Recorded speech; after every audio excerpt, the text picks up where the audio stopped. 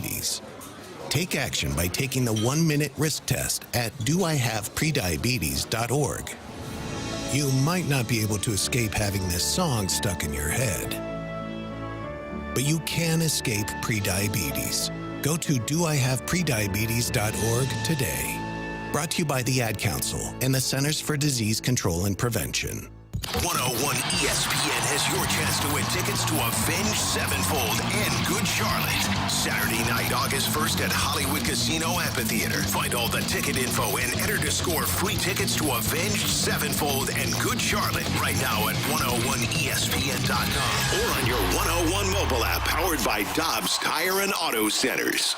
WXOS HD1 East St. Louis and KPNT HD Collinsville. 101 ESPN is driven by Auto Centers Nissan, home of the lifetime warranty and 30-day return. This is exactly where you want to be, listening to us. It's BK and Ferrario on 101 ESPN.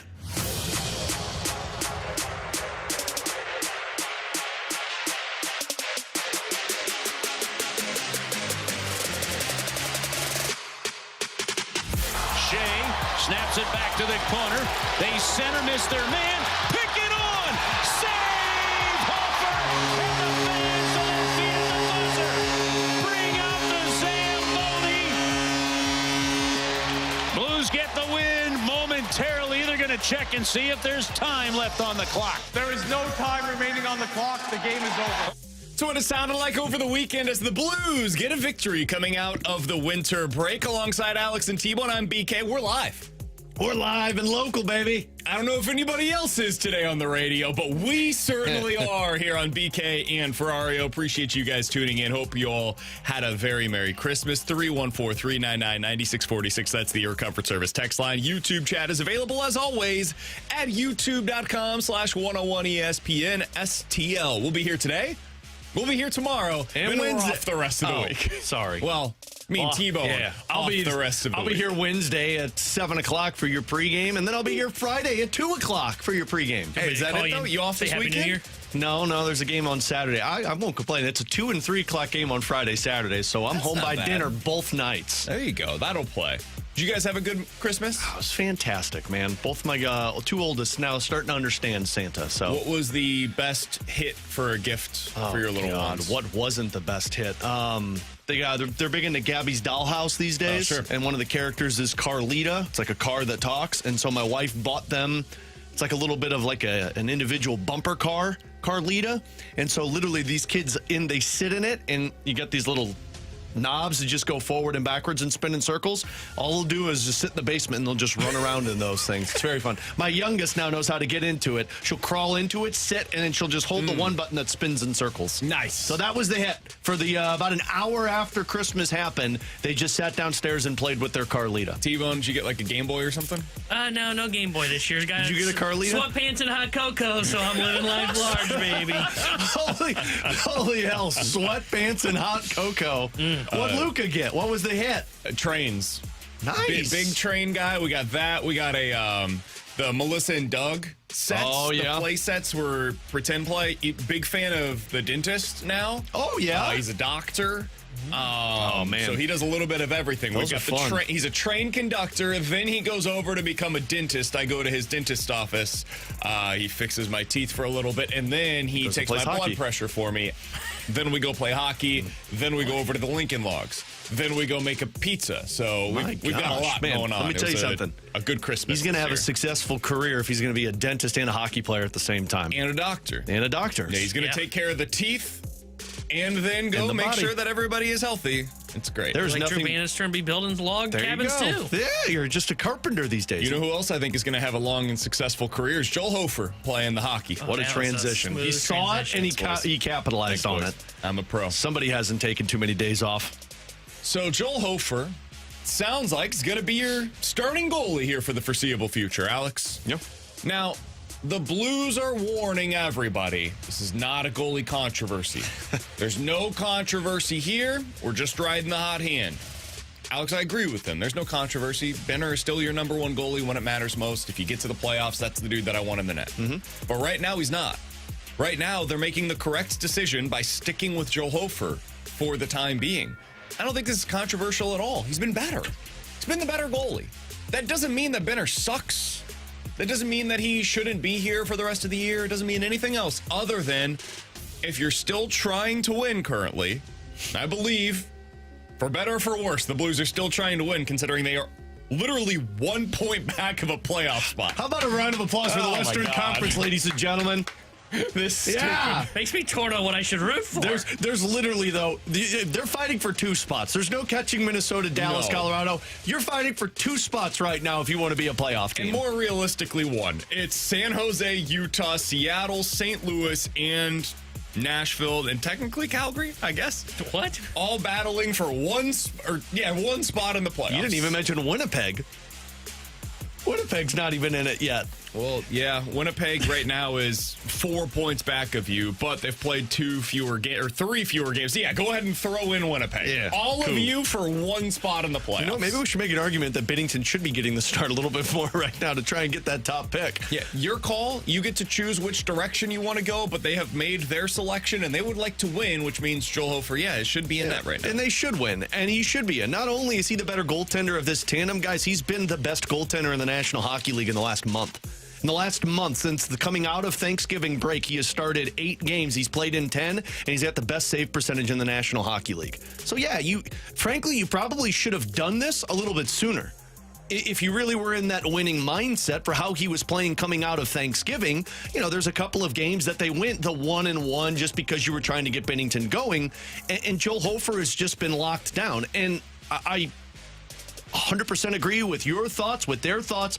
By no means is this a controversy, because if the Blues make the postseason, I would 100% expect Jordan Binnington to get the start in the postseason. And if it goes wrong, you go the opposite direction. But you ride the hot hand in the NHL. You don't survive in the NHL unless you have 2 goaltenders who can carry you at certain times of the season. It's the same thing we saw with Ville Husso and Jordan Binnington. It's the same thing we saw with Jordan Binnington and Jake Allen when they won the Stanley Cup. And now this is the tandem. And so Joel Hofer relieves Jordan Binnington a little bit. He'll get the starts here and there, but you ride Joel Hofer as long as you can to pull yourself back into this. And frankly, you do need to find this out too, because this is the goalie of the future.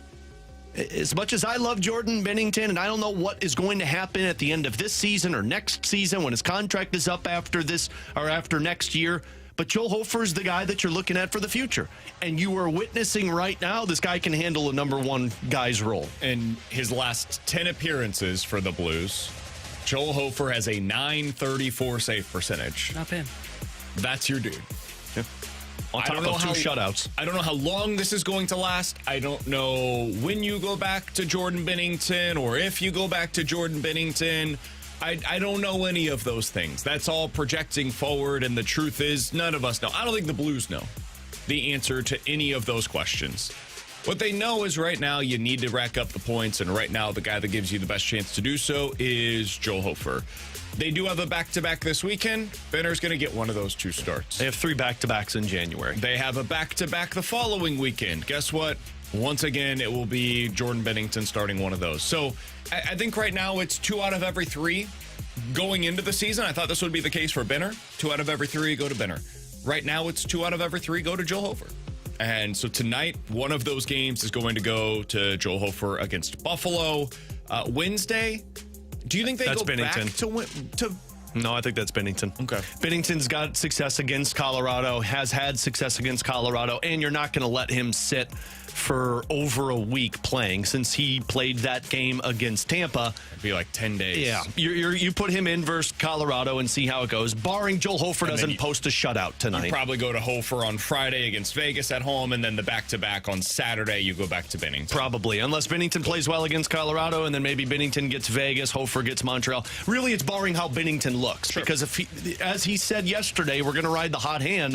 If Binnington plays well, then he gets a little bit more leeway. But I do think they're kind of leaning towards rest for Jordan Binnington as much as anything, because they know the Olympics are around the corner, and you want to see what Joel Hofer has in this scenario. All right, so you need Jordan Binnington eventually. Tonight, you're going with Joel Hofer, and I suspect that'll be the case more often than not over the next few weeks. Going to try and stop those red-hot Sabres, T-Bone. How about them? They're alive? 8-0. They've won. That was a sentence that didn't work. 8 in a row, they have won. There you go. Should have just stopped at 8. No. They changed their GM, and apparently that's fixed their team. I don't know exactly how that works, but the mid-season GM firing bump, as we know, I think that was a thing. You got to fire somebody if you want your team to go on a win streak. Yeah. Apparently they all hated Kevin Adams as much as their fans did. I mean, I don't blame them. The Blues are also going to be without Pius Suter for the next month. You upset about that, buddy? That was your off-season guy. I really like what Pius Suter has brought to the table. Now his offensive numbers have dwindled a bit lately, but he's a good player. He's a good player. He's helpful. He does all of the little things. If you just look at plus-minus, he's been one of the best on the team, despite the fact that he's in the negatives, which speaks to where the Blues are right now.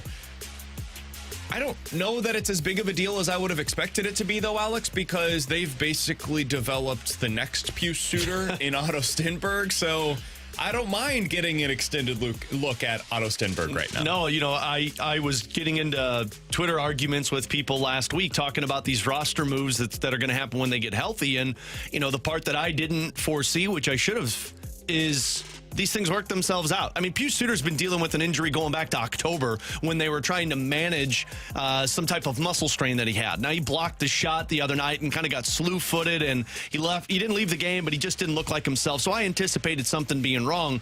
But yeah, this one doesn't hit me as hard as all of the other injuries did when they lost Holloway and Kyrou and Jimmy Snuggerud, not because Pius Suter plays poorly, but because Otto Stenberg has emerged as a guy that, very similar to Dalibor Dvorsky, I don't know if you could send him back down. I mean, the guy is playing in every scenario for Jim Montgomery. He's playing penalty kill. He's getting 5-on-5 minutes late in hockey games when they're up trying to hold on to leads. He's very good in his own end, and, man, he's just noticeable in the offensive zone. He's creating opportunities for other guys around him. So, to me, Stenberg started on the fourth line the other night and made his way all the way up to the top line playing with Thomas and Buchnevich. So this is a guy that they value. It's a guy that they're starting to see some rewards from drafting in the first round. And with Pius Suter's injury and with Holloway and Walker being down, you don't have to worry about it. Now you get to decide who's in between Berggren and Fabry or Joseph, and Otto Stenberg gets to play in your top 6. And frankly, that's a good thing for this Blues team. Yeah, I don't know how long it'll last. He's still a young player. We've seen this before. Get 10 to 12 games in. We'll see how the league adjusts because they're going to get more of a scouting report on how he wants to play, take away those areas, and now he's going to have to adjust. So we'll see how it looks long term, but I've been intrigued by what we've seen from him so far. The structure of the NHL level seems to be working for him. I think he drives offense. You mentioned that, Alex. I want to see him on this line with Braden Shin and Jordan Kyrou. I'm very curious to see how he and Kyrou play off of one another. I don't know. I'm intrigued. I'm intrigued to see more of it. Frankly, I'd like to see more of him up with Thomas and Buchnevich. Sure. I mean, we saw the small sample size when Berggren was playing well, what playmakers can do for Thomas and Buchnevich, and it's just Otto Stenberg sees the ice better than other guys on this roster. So they need to keep him in the top 6 because at some point you want to start continuing to develop these younger guys that are going to have a massive role on the team moving forward, and it's good for him to stay in the top 6. He's Alex Ferrario. That's Tanner Hendrickson, and I'm Brandon Kiley. Boys are back for a couple of days here on BK and Ferrario. Blues back in action this evening, starting at 6 o'clock with puck drop at 7. Alex will have your pregame at 6. It's the Blues versus the Buffalo Sabres, a surprisingly hot Buffalo Sabres team. They've been in a row. Yep, they've won 8 games in a row coming into tonight against the Blues. Coming up in 15 minutes, we'll dive into some NFL quick hitters, including what might have been the game of the year. Took place last night between the Bears and the 49ers. Was that a preview of a potential NFC championship game this year? We'll get into that coming up here in about 15 minutes. But next, yes, I've seen your text messages. And yes, I did watch the Mizzou game, unfortunately, over the weekend. We'll get into what we learned from it next year on 101 ESPN. Want more Blues talk? Check out the Last Minute Blues podcast with Alex Ferrario, Donnie Fandango, and Jeremy Rutherford on 101 ESPN. The guys bring you the latest news and nuggets on your St. Louis Blues. The Last Minute Blues podcast is presented by Blue Note Roofing. Roofing, siding, and gutters. Your St. Louis roofing experts. Visit BlueNoteRoofing.com for a free inspection. Watch or listen to the Last Minute Blues podcast now at 101ESPN.com.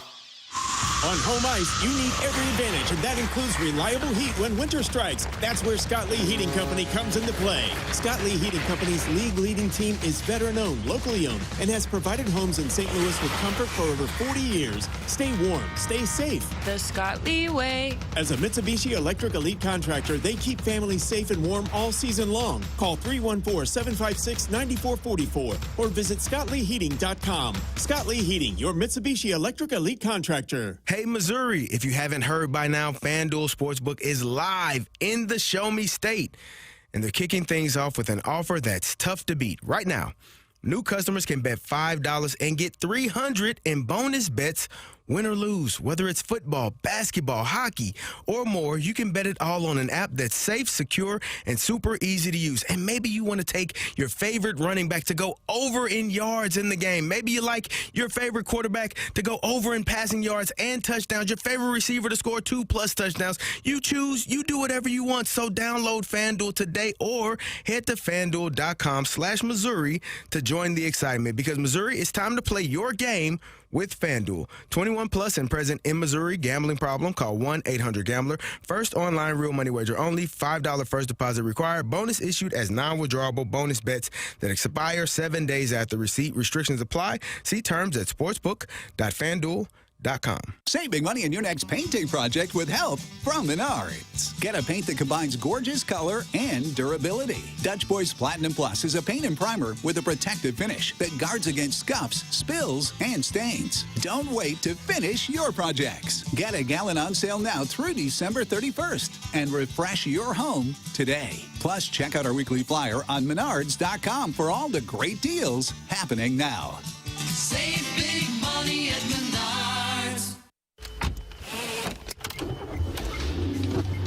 Mama, what does the chicken say? Chicken. Oh, okay. And the wolf? Oh, a wolf. Ooh! What about the tiny dog? Cat? Owl? Dolphin? What does the turkey say? Whale? Yeah, whale sound. Do the giraffe. Giraffe, really? Okay. Giraffe. You're not going to get it all right. Just make sure you nail the big stuff, like making sure your kids are buckled correctly in the right seat for their age and size. Get it right. Visit NHTSA.gov/the right seat. Brought to you by the National Highway Traffic Safety Administration and the Ad Council. 101 ESPN has your shot to score free tickets to see Rascal Flatts Saturday, January 17th at Enterprise Center. Find all the ticket details and your chance to win free tickets for Rascal Flatts right now at 101ESPN.com or on your 101 mobile app. Powered by Dobbs Tire and Auto Centers. They are St. Louis. It's BK and Ferrario on 101 ESPN.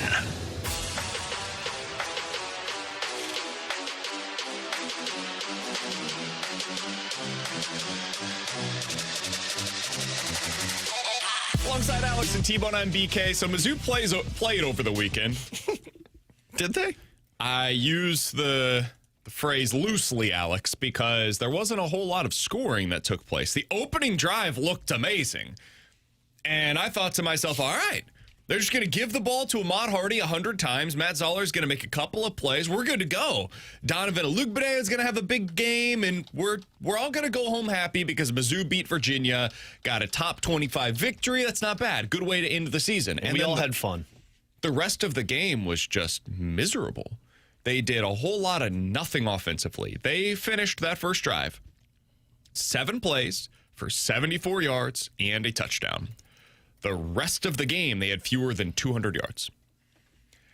It just was not a overly exciting offensive performance by Mizzou. And then defensively, they just couldn't get off the field on third down. Virginia finished 13 for 23 on third down. So Mizzou was forcing third downs all day long, and they could never seem to get off the field. So it was a really frustrating game to watch. The actual game itself, not all that important. It's a bowl game. T-Bone, you and I disagree on like I do enjoy watching bowl games. The value of them, though, we agree on. It doesn't matter if you win or lose these games. Did you They're enjoy exhibitions. that bowl game? Did you have fun? I think it was meaningful in the big picture, and that's what I really wanted to get to here. You can't go into 2026 and consider yourself a legitimate contender with Matt Zollers as your established starting quarterback. He can compete for the job, and if he improves a ton in the offseason and he earns the opportunity to start for Mizzou next year, God bless him. I hope he's amazing in 2026. That cannot be the expectation going in, though, because he's clearly not ready. Not yet. Again, maybe that changes by next year. A lot can change in one full offseason. Zollers' first healthy offseason at Mizzou. That's possible. But, dude, they need to be going big game hunting for quarterbacks. If that means Dylan Raiola, cool. If that means going out and getting one of the other, 15 quarterbacks that have entered the portal that are at least intriguing candidates to start at Mizzou, great. You've got to bring somebody in that at a minimum will compete with Zollers in the spring to be Missouri's starting quarterback in 2026, because what we saw from him down the stretch of this season and then certainly in this bowl game did not appear to be a guy that's ready to start for a team that hopes to win 8+ games in the SEC next year. Yeah, he just looks raw still. He looks like when you get to that heavy level of SEC play next season, which is a bulk of your year, it just looks like he's not going to be able to be competitive. And frankly, if you're running it back with Zollers, you're going to have to heavily upgrade in a lot of other areas. Go out there and find more weapons at wide receiver. Fix that offensive line so that you give him more time and space, because you're right. A lot can change in the middle of an offseason where you get the reps in, but I don't know if Mizzou is going to be capable, if they stick with Zollers, to go out there and fill everywhere else on the roster to make life easier for Zollers. So I actually like the Luke Baday's game. It continues to say, like, hey, this guy's got number one receiver potential. Zollers just looks like he's too rushed every single time that the ball is snapped. So I'm with you. I think you have to go out there and get a established quarterback that can come in for 1 year and go out there and play competitive football against the SEC while trying to upgrade other areas with the little amount of money you have, and then say 2 years from now, Zollers, you'll be the guy. Now, it's worth noting the options are limited. So over on The Athletic, they put together their list of the top transfer portal quarterbacks that have already announced that they're going to transfer. There will be more, and I'm sure there will be others that at some point between now and I think Friday is the official start of the transfer portal. At some point between now and then, they'll probably answer. The guys that are worth noting, there are 8 of them ahead of Bo Pribula, which in my opinion should be the bar to clear for Mizzou. So they have 8 quarterbacks rated above Bo Pribula on this early list of the top transfer portal quarterbacks. Here are those quarterbacks. So that way, Mizzou fans, if you want, you can go ahead and go check out some of these names. Illinois fans, you should probably do the same because you're also going to be in the portal looking for a quarterback this offseason. Oh, God. That wouldn't be the worst idea for them. No, he would probably fit what Bielema would want to do, which is run the football. I think he's going to be at Virginia Tech. But that's fine by me. Whoa, ew. I mean, James Franklin. Yeah, I know. I got the connection. But, Brendan Sorsby, he's the top quarterback in the portal. He's from Cincinnati. The reports are he's going to earn $4 to $5 million. I don't think he's coming to Mizzou. Good for him. Sam Leavitt, Arizona State quarterback. It sounds like he's going to be heading back home to Oregon. He's originally from the state. They're going to need a quarterback. Dante Moore's probably heading to the NFL. Going to be a top 5 pick. Sam Leavitt, the former Arizona State quarterback, sounds like he's heading back there. Drew Mestemaker, he's really interesting to me, Alex. He's the North Texas guy. He's got multiple years of eligibility remaining. I think he's going to end up at Oklahoma State. But it sure doesn't seem like that's a guarantee because all of the reports indicate, he might test his opportunities elsewhere instead of just following his head coach to Oklahoma State. So we'll see. Josh Hoover, TCU quarterback. I have heard very little buzz on where he's expected to go. Byron Brown, he is the South Florida quarterback. Guess what? My guess is he's going to end up at Auburn following his head coach. Dylan Raiola, there's been some buzz about Mizzou with him. There's been a lot of Louisville buzz, though, with Dylan Raiola, so we'll see. Rocco Becht, Iowa State's quarterback. My expectation is he follows his coach to Penn State. And then finally, there's DJ Lagway. I don't know where he's going. There's been some Baylor buzz. So that's at least possible. I'm interested in DJ Lagway. I don't know. After his first year at Florida, I was like, that guy's going to be amazing. And then after this year at Florida, I'm like, I don't know that he's a starting quarterback in college football. Other intriguing names include Colton Joseph from Old Dominion. The Harvard quarterback is getting some buzz. I know that's somebody that Illinois has been apparently connected to as well. I think he's from Illinois originally, if I remember correctly. But We're gonna win the Natty. It's not. This is rough. It's not great out there. It sounds like Braiola's the guy that you're really hoping for. I think so. Unless one of these guys that we don't know much about can have, and I know you were mentioning in the break, kind of what Mendoza did, where you come in and where did this come from? But man, Mizzou hasn't had a whole lot of success with that, so it's hard for me to look at that and think that if you go get a guy that doesn't have a lot of name recognition, that you're thinking Mizzou's going to untap this potential. Yeah, I mean, this year I wouldn't have expected him, as you mentioned, Alex, in the office today, we talked about it. I wouldn't have expected Chambliss to be the starting quarterback at Ole Miss, and I certainly wouldn't have expected him to be one of the best quarterbacks in the country this year, and that's exactly what he was. So it's happened before where these guys kind of come out of nowhere. Josh Hoover this year at TCU, I don't think he's great. Threw for 3,500 yards, which was 7th in the country, though. So, I don't know. These guys come out of nowhere sometimes, and they surprise you. That's what Mizzou's going to have to hope for. Or they go out and get Dylan Raiola, who... He could run a Michigan offense. You don't want Patrick Mahomes, man? Does everything. Yeah, he's the lesser version of what Mahomes is at the NFL. Now, you give him more time. Zollers will be fine. You guys ride it with Zollers. You'll be good. Oof. Okay. See So Brady Cook wants to come back. As for the game itself, I feel loud. We got this from the 314. Paying Drink $10 million to do what exactly? So Drinkwitz is a very good CEO of a program. He's a really good head coach. If we learned anything over the weekend, it's this. He cannot call plays anymore. And he needs to just hand the offense over to Chip Lindsey. Now, I don't know if Chip Lindsey is also a good offensive coordinator. I have no idea. We're going to have Mac Brown on tomorrow, the former North Carolina and Texas head coach. Mac hired Chip Lindsey as his offensive coordinator at North Carolina. So he's, I would imagine, going to be high on the hire for Mizzou. And texting back and forth with him, he seems to like the hire for Mizzou. That shouldn't come as a surprise to anybody. He'll sell us on it. And we'll see if we're buying what he's selling. He did help to develop Drake May. That seems to be going pretty well for Drake May in the NFL. There were some questions about whether or not Drake May was too raw, though, when he was coming out of college. So how much of that can actually be attributed to Chip Lindsey? You can make that determination for yourself. But this offense needs a total reset next year. The passing game was awful. Absolutely awful. And it didn't matter who the quarterback was. It didn't matter who the pass catchers were that were on the field. Saw some numbers from this weekend on just how poor Missouri's offense was on the passing game. They ended their season without throwing a touchdown pass in any of the last 15 quarters. Oh, jeez. That's nearly hard to do. 4 full games without a passing touchdown to finish out the season. Mizzou's last 4 losses, they scored a combined 40 points. 10, 17, 6, and 7. Oh, my God, man. It's very clear what went wrong for them this season. The defense was every bit as good as we had hoped that it would be. The offense was awful. And that's not because of the running game, which was one of the best in the country.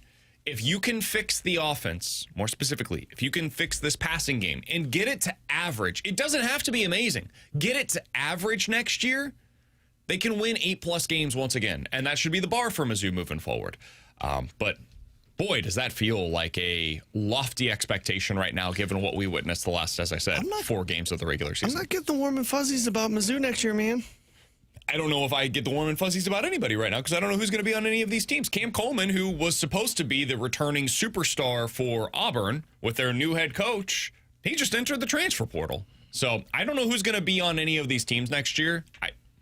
It's free agency period right now. We'll see what the teams look like before I get excited or nervous. To be fair, this feels different than it has in years past because in the last 2 years, there's at least been somebody returning. Or I guess for Mizzou. Yeah, I guess not so much this year. Yeah. This year there wasn't as many expectations. They had a couple of receivers that were returning. Caden Green was back. They had an issue at the left tackle spot. I'm just saying, you telling me that the offensive coordinator I feel better going into next year with their offense than I did going into this year because this year they didn't have a running back, a wide receiver, or a quarterback, or a left tackle. Next year, I think their left tackle from this year is coming back, and he was fine. I know their starting running back's coming back. It sounds like their backup running back is coming back.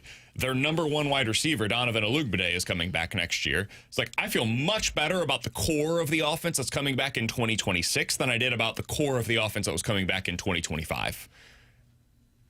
Yeah, I guess I get it. I don't know. I guess the reason I'm a little hesitant to say that is because I just saw them whiff majorly in the portal on their quarterback spot. I mean, Pravila, we got excited about when they brought him in. We were curious to see what he would look like, and then we saw it for, 4 games, and we were like, oh, boy, man, maybe this is going to be a bigger surprise. And then I just saw how bad of a failure that actual signing was. I don't know that it was a failure. I think it was underwhelming. I don't know how many... It's hard to find these guys. Like, how many college football quarterbacks from the portal last year were significantly better than Bo Pravila? I would say Miller Moss at Louisville. I don't know that he was better at all. He ended up, I think, getting benched. Yeah, I would say he was slightly better, I think. I don't know, but like I would still say like I would call it a disappointment with Pravila. I don't know if failure is the right word, but it was disappointing based on what they did. And again, like we've talked about, you've got to be good at spotting talent when you get to the portal. Agreed. Like you have to hit on these signings, and especially at the most important position. And they didn't. They missed on it. And now quarterback is a major question mark. And we'll see. And again, like all it takes is one good portal signing to make you look like a genius, right? Bielema went to the portal and signed Altmaier. In year 1, it wasn't pretty, but then the following 2 years was like, wow, look at what Bielema just did in the portal. So that's all it takes from Drinkwitz. But until I know that, hey, he can recruit a quarterback, which we've talked about has been his biggest thing right now at Missouri, I feel a little bit less certain about the offense than as high as you are on it. That's fair. To be clear, I'm not. I know you're not high on it. But I was just. I had no expectations for the offense going into this year. I didn't know what they were going to be. They had a former backup quarterback that was going to be their starter. They had a guy transferring up from Louisiana that was going to be their starting running back. Their number one wide receiver was a kid who was the number one receiver the previous year from Mississippi State on a terrible football team. Like I had no idea what to expect from their offense. And their left tackle was either a kid that couldn't start at another program or a kid that you wanted to start for you at left guard this season. And then they decided at the very end of camp, hey, that left guard is going to be our left tackle now. So I had very low expectations for the offense coming in, and I think we were correct. Those fears of the offense were founded. Going into 2026, I at least know they have a few building blocks. I don't know what they're going to be able to do around them, but they've got a running back, they've got a number one wide receiver, they've got a left tackle. That's a really good starting point for the construction of an offense. Now you have to build it around those pieces, and it's up to Eli Drinkwitz to get it right this time around. T-Bone, you're right. They did not get it right. Whether we think that it was a complete failure or just merely a disappointment, they did not hit at the quarterback position. And they really haven't hit big at the quarterback position since Drinkwitz has been at Mizzou. They've hit at a lot of other positions, not at the quarterback spot. That's got to be the plan going into this offseason. They've hired their OC. I think it's a little underwhelming, personally. It's fine, but it's a little underwhelming in terms of the hire. Now they've got to go get that quarterback that can elevate the passing game in a way that it has not been under Eli Drinkwitz thus far. In 15 minutes, we'll get into questions and answers. 314-399-9646. That's the Air Comfort Service text line to get involved in the show. But next, NFL quick hitters, including maybe the best game of the NFL season. And I'm curious if T-Bone or Alex thinks either of the two teams that was playing last night can realistically get to this year's Super Bowl. We'll get to that next year on 101 ESPN.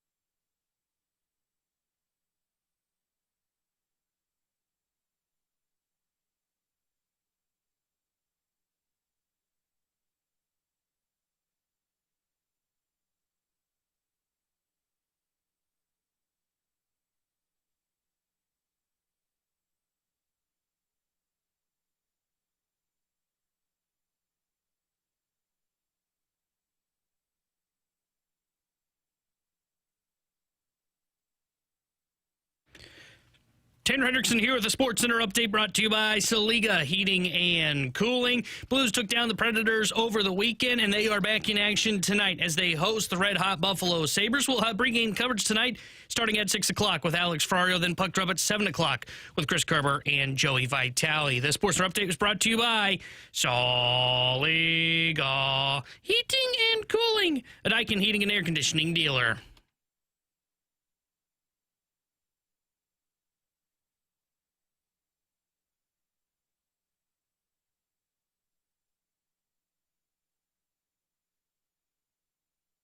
Alongside Alex and T-Bone on BK, let's dive into some NFL quick hitters. Let's start with the game from last night because, man, that was awesome. You can't ask for anything more out of Sunday Night Football than what we got to witness last night between the 49ers and the Chicago Bears.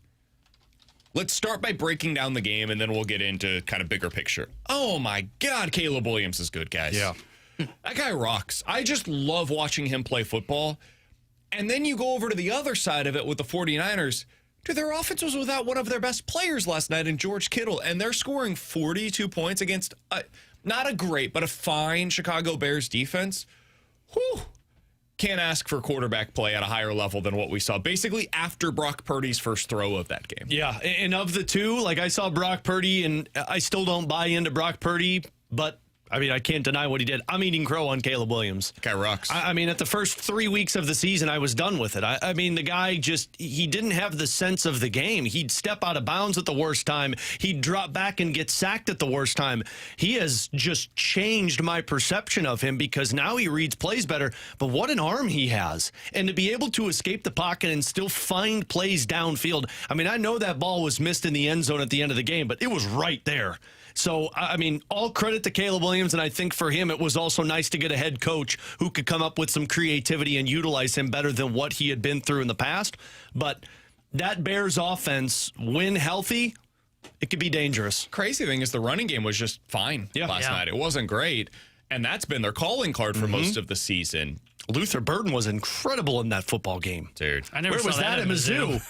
Maybe they needed a quarterback at Mizzou. Timeout. We did see that at Mizzou. We never did. 2 years ago, we 100% did. We all erased that season as if it never happened. He was awesome. Here we go again. He was great. Colston Loveland had some nice moments last night as well.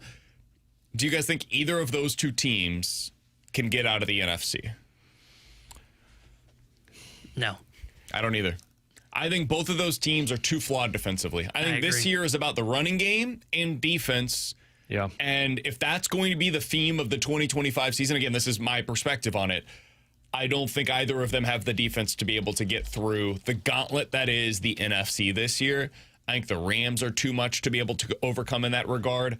I know nobody trusts them, and I don't blame you for it, but the Eagles are going to be an absolute nightmare matchup to get through for a lot of these teams, especially the 49ers or Bears, who, again, both of those teams are so reliant on their running games, and against the Eagles, good luck running the football against them. So I don't think either of these two teams can get there, but man, are they fun stories this season. I think either of those two teams could put up points against the Rams because I saw the Rams the last 2 weeks give up 38 to the Seahawks and 34 to the Lions. The Eagles are the ones I'd be worried about. You're not getting through that front line defensively with Philadelphia. And, I mean, they're talking about pressuring these quarterbacks, and especially in Caleb Williams.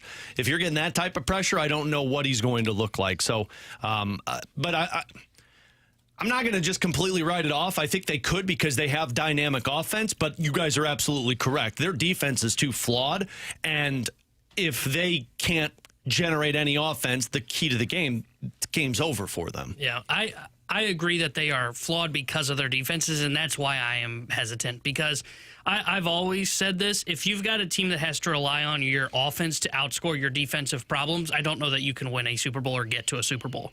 It's just so hard to do. When you have a good defense like Philadelphia, who you brought up, I'm with you. Do not trust them at all. I would bet on them not to get to the Super Bowl, but it wouldn't shock me that they got if they got there. Their offense can go through a game if let's say they flipped what they did yesterday, where instead in the second half where they don't complete a pass, it happens in the first half. Their defense can keep them in a football game that entire time while their offense figures their ish out. Yep. Meanwhile, if the Bears or the 49ers have just a weird first half where they can't get anything going, they're not looking up at the scoreboard going, okay, we're down by 7 or it's 10-0. They're probably down by 20 points. And that's where I just don't know that these teams can surpass their defensive woes. Like, it's just too much to try and overcome consistently. And I think that's where both those teams will eventually run into a problem when we get to the playoffs. I'm totally in agreement with you there. I enjoy watching these teams more. I think they're more fun. And I think the Bears have a really bright future. If you're a Bears fan today listening to this show, you should be thrilled about what this season has become for your team. I know they lost last night. I had a belief they were going to win in the end, and that's because of Caleb Williams. It's because of what he's earned with his comeback opportunities this year. The guy is clutch. And he even came up with some big plays last night. And then they schemed stuff up to get him down to the 5-yard line at the very end. They had a shot. And that's all you can really ask for in a season that I don't think there were huge expectations on the Bears. There were hopes. There were not huge expectations. They've already, in my opinion at least, surpassed what a reasonable fan could have expected out of this team. And now you get to the final week of the regular season and you've got a shot. That's all you could really ask for. And on the 49ers side of things, dude, Kyle Shanahan's just so good at this. If I had a vote today, he would be my coach of the year. They've dealt with so many injuries everywhere, offense, defense, everywhere. And it just hasn't mattered. They are now 12-4, and I believe still have a chance at the 1 seed. Yeah, they win this week and they get the 1. That's crazy. That's absolutely insane that they have any shot to be able to do that. He does this thing where, like, every other year, they go Super Bowl contender, top 10 pick. Super Bowl contender, top 10 pick. I don't understand it, but, man, for them to be here at this point in the season, nothing short of remarkable. All right, we've mentioned the Eagles a few different times.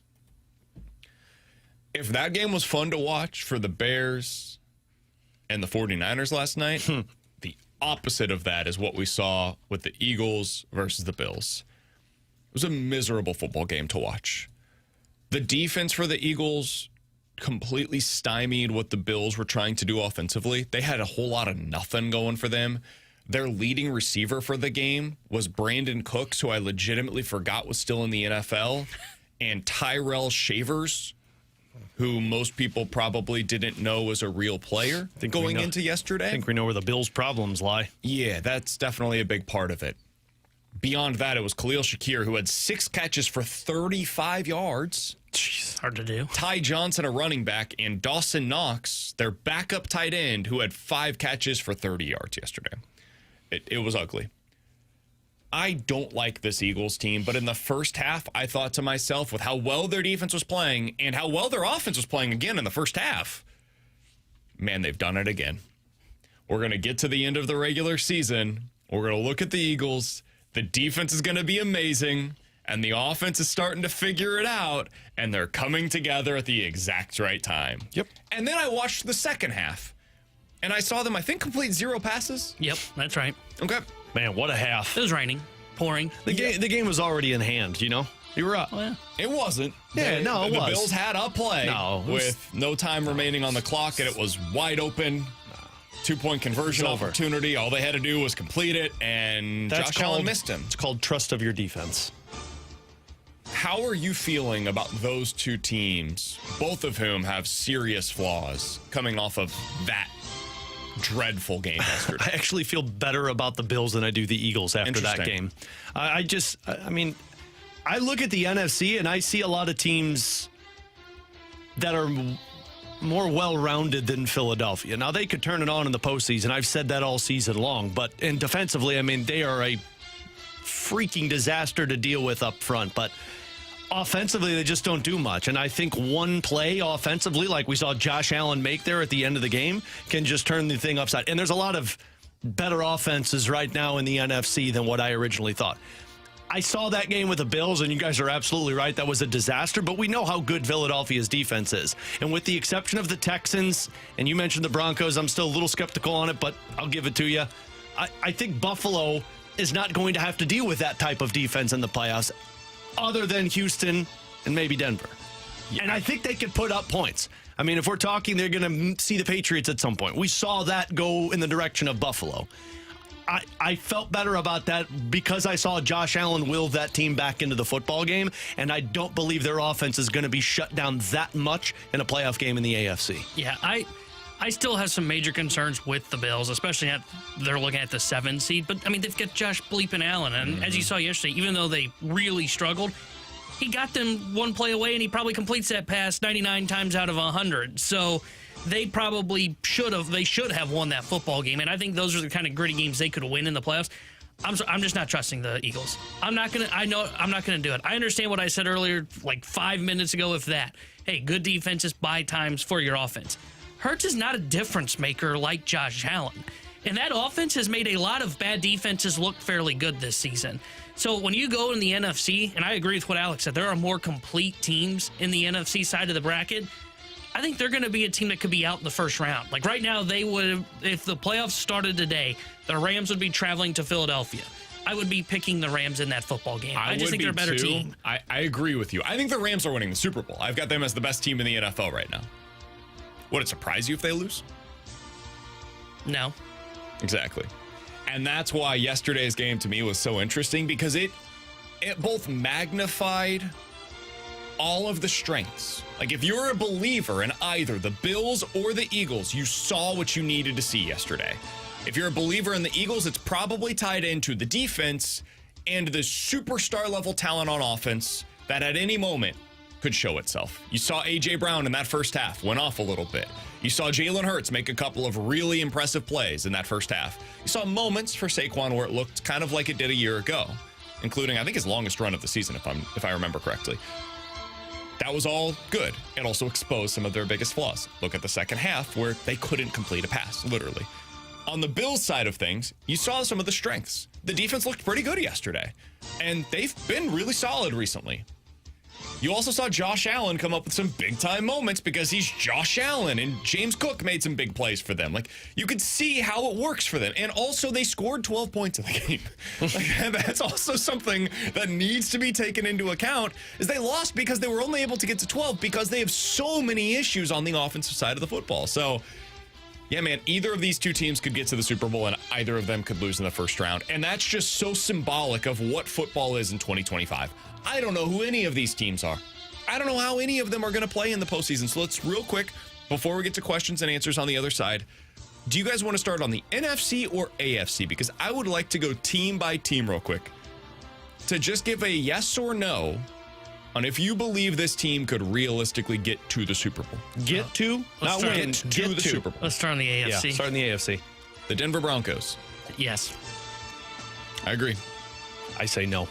I don't like this team, but they've got a great defense, and I think their offense can make just enough plays, and they're not enough superstar level quarterbacks to where I'm like, yeah, you're going to go into every game with a disadvantage at the position. So I'll say yes. I'll be on my island. I'll say no. I don't believe in both picks. Yes. Their quarterback is a difference maker. I lean yes. Man, how are you so definitive on the Broncos? Because they do the thing that I trust, right? They've got the defense that can keep them in a game, and Bo Nix can make a play. Yeah, but he can also ruin a play. The defense will stop it. The Patriots have, in my opinion, one of the top 2 MVP candidates. And if I'm going to say Josh Allen could be the thing that gets the Bills to the Super Bowl, I'm going to also say, yes, I believe that Drake May could get the Patriots there. I have a lot more confidence in that with Allen, because I think once we get to the playoffs, things change. Yep. That's why I said lean. And you start to see some different tendencies from defense. Like right now, as of today, the Patriots would be playing against the Bills in the first round. I can promise you, McDermott will have one hell of a game plan that makes life miserable for most of that game for Drake May. So I'll say they can, but man, I do not have that same level of confidence with the Patriots. The Jaguars. No. Yes. They've been the best team. They've been the best team in the AFC for a month. Maybe 6 weeks now. I hear you on Trevor Lawrence. I don't trust him either. I didn't trust him either. He's been one of the best quarterbacks in the league for 6 weeks now. He's been amazing recently. Yeah, and I guess I should rescind my no. I should say yes, because if you guys are going to sit here and believe in the Broncos, the Jaguars whooped them. Yeah. On the road. Yeah. And that defense isn't great, but it's decent. And that offense has been playing at an elite level. Yeah. Like legit best offense in the league type of stuff. You go all the way back to week 10. They put up 30 against Houston on the road. Yeah. I rescind my no. Yes. I'm yes for the Jaguars. They will be going home, and we will look back on it and go, It was Trevor Lawrence. The That's why they're Pittsburgh going home. Steelers or the No. Baltimore No. Ravens, You don't- whoever wins just the division. AFC No. North, no. Okay. The best place to be if you're one of these teams, by the way, is the 5 seed. Yes. You get to go same on in, the road. Same in the NFC. All right. The Houston Texans. Yes. Agreed. The Chargers. No. No. Agreed. The Bills. Yes. Yes. 5 of the 7 teams we think could get to the Super Bowl from the AFC. On the NFC side of things, the Seahawks? Yes. Yes. No. I was leaning no, but I saw Darnold play really well for a game. I don't think they will win their first game. I think they will be one and done. Even if they're the 1 seed, I think they're 1 and done. Their defense is so good, man, but that offense, I've said it all year. No. I get it. The Chicago Bears. We're so confident in both picks, but Sam Darnold rolls up. No way. Oh, the NFC just the bar to clear is higher. I get it. Who'd you say next? The Bears. I'm going to say no. I'm going to say no as well. The Eagles. Yes. I say yes, even though I hate them. Carolina? No. Or Tampa? No. One of the. It doesn't Tampa is matter. right now 11th in the NFC. If they win this weekend, they're 4th. The AFC North and the NFC South are the same. It's a Spider-Man meme. The 49ers. Yes. Yes. Agreed. The Rams? Yes. Yep. And the Green Bay Packers. They shouldn't even be in it, man. Dude, I told you guys that defense. That defense, Hey, man. Great for me. I had Derrick Henry in fantasy football Good for you. championship. Oh, my. Take that for 45 points. Woof. That was great. Yeah, that team Malik should be Willis done. should start somewhere next year. Should start for the Baltimore, Packers next question year. mark? Maybe. Packers. I liked what Mike Sandel wrote today. Might be a little bit of an interesting offseason for the Ravens and Lamar. Malik Willis has made that offense look more entertaining than Jordan Love has all year. If you're one of the teams that you feel like you're in desperate need of a quarterback and you don't have a top 3 pick, that is a guy that I would be looking to acquire. Like if you're the Browns, honestly, kind of an intriguing option for you. Just make yourself into a really good run-first team. Or if the Falcons need to go into next year and they're not going to do the Kirk Cousins thing again and they don't know when Michael Penix Jr. is going to be ready to go, Malik Willis is an intriguing candidate for a team like that as well. Hell, the Arizona Cardinals. If they're not going to do this thing with Kyler Murray again, I don't think they're going to get a top 3 pick. That would be another potential option. They would Minnesota. Sure. Absolutely. I actually really like the I think Arizona. he's good. I like the Arizona Cardinals one. I should clarify. I think He's I think he's a top 30 quarterback in the NFL. Oh. I think he's somebody that you could have as a starter, and you can do a hell of a lot worse. Maybe I should say it that way. Yeah, that I was don't better. think he's great. Can't get that over his skis over I here. think he could do for you what Tyler Shuck has done for the Saints. He can make you into a respectable offense.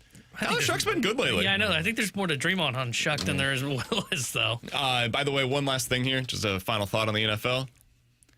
The Giants should take a quarterback. Who? They should take a quarterback. Yeah, I would run it back with Dart one more year. Yeah, Mostly I would because I too. just don't like this quarterback class. Yeah. I would go ahead and take a quarterback. If you've Just got sign the Malik. opportunity to get Dante Moore, I would go ahead and do that. I don't trust the Jackson Dart thing. I don't want any of the quarterbacks in this draft. Coming up in 15 minutes, the Blues. We'll get back into the Cardinals, actually. Who is the most important Cardinal for the 2026 season? Who would be the guy that you are going to basically tie all of your hopes and dreams to for 2026? We'll get into that coming up here in just a little bit. Questions and answers next year on 101 ESPN.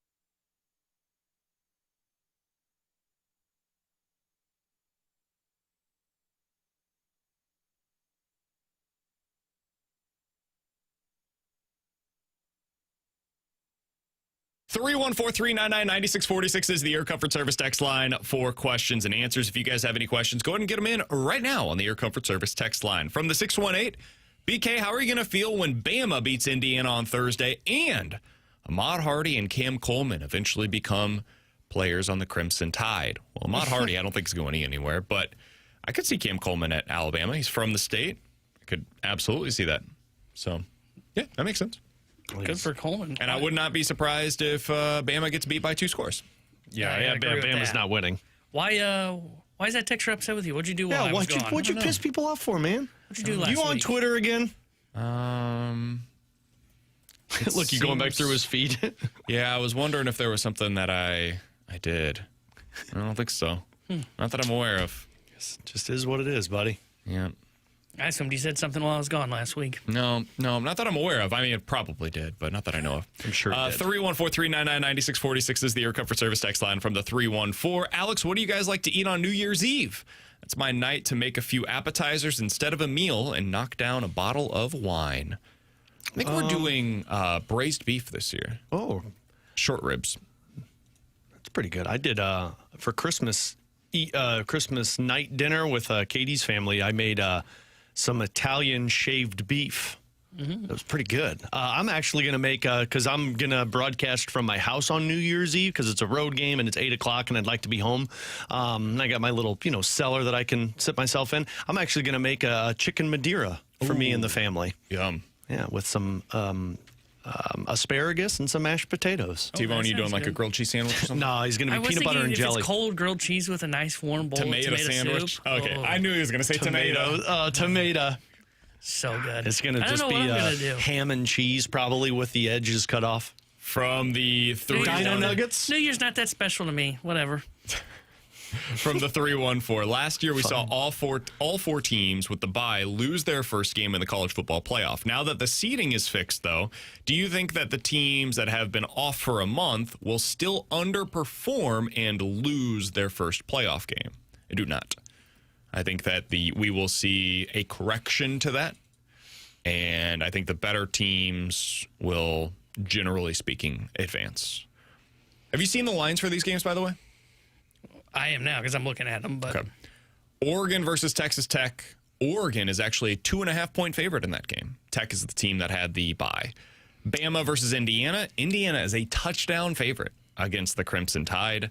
Ole Miss versus Georgia. Georgia, a touchdown favorite. And then in the final one, what was the other game? Miami versus Ohio State. Ohio State's a 10-point favorite in that one. That one they'll cover. Oh, really? Because I think Ohio State will not cover that game. I think Miami will make it closer with some momentum built. The only team that I worry about with the bye with so much time would be Texas Tech. See, I think Texas Tech's going to win straight up. I like Oregon in that game. I think Oregon's going to be able to take down Texas Tech because I think Texas Tech is kind of fraudulent. All right. Coming from the Big 12, they've had plenty of time off. They feel like a team that probably needed a game to continue with momentum. I think Texas Tech's going to be all over Oregon in that game. You're giving Kirby Smart a month to prepare for Ole Miss? Oh, yeah. Good luck. Yeah, that one.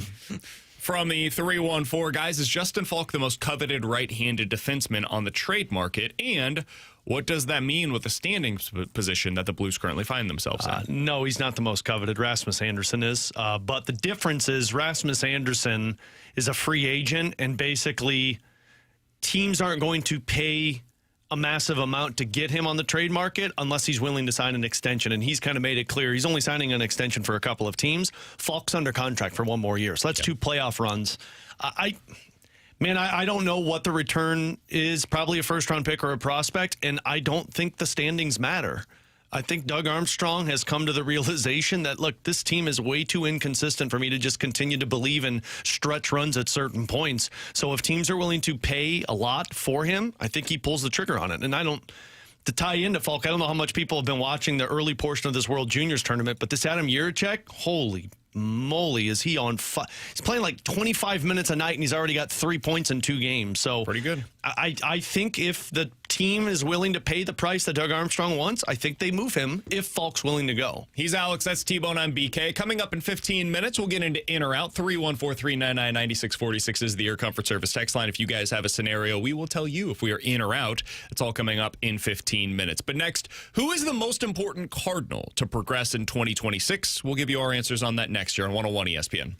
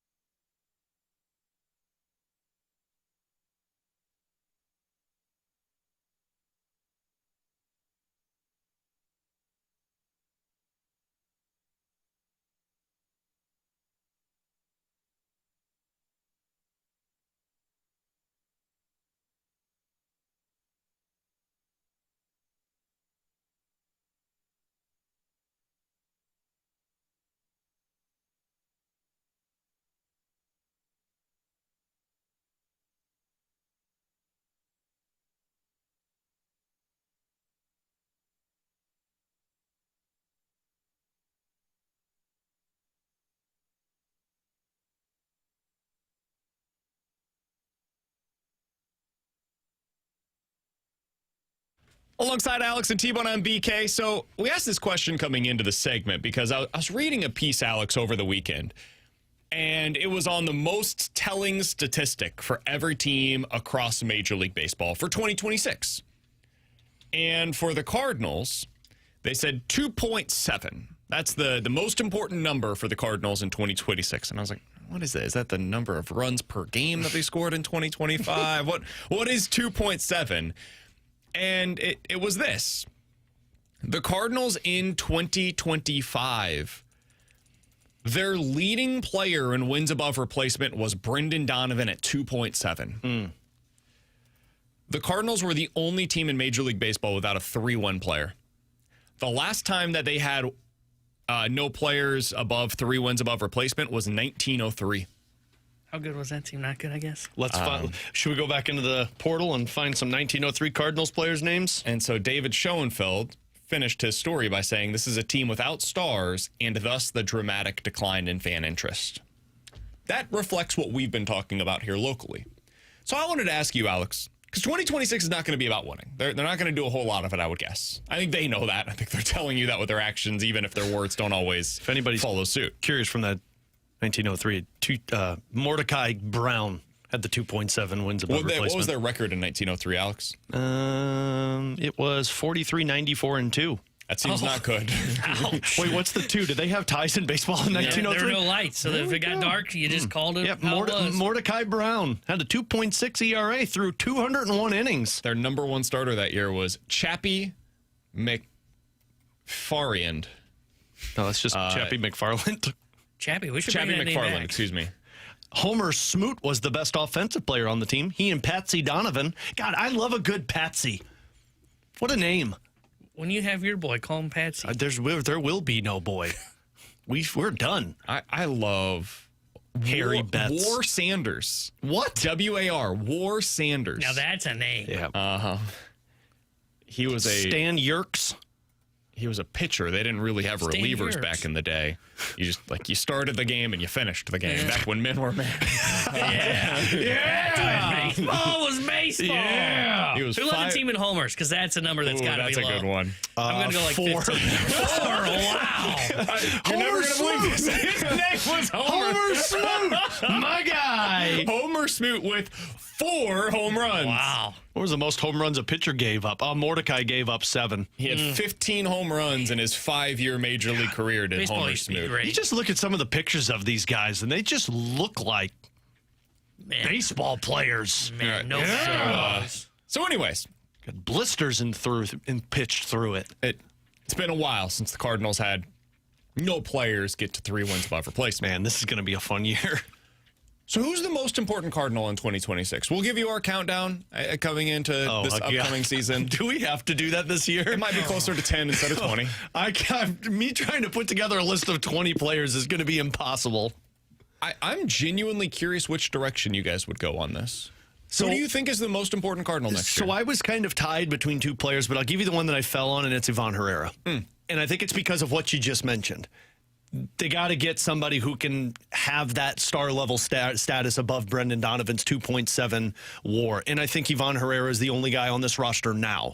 The one I battled with was J.J. Weatherholt, but I don't know how long he's going to be up here or when he's going to be up here. So I settled on Ivan Herrera because, to me, that's the guy that if he can become this star or superstar that they hope he can with this offense, I think that opens up a lot more potential for Chaim Bloom.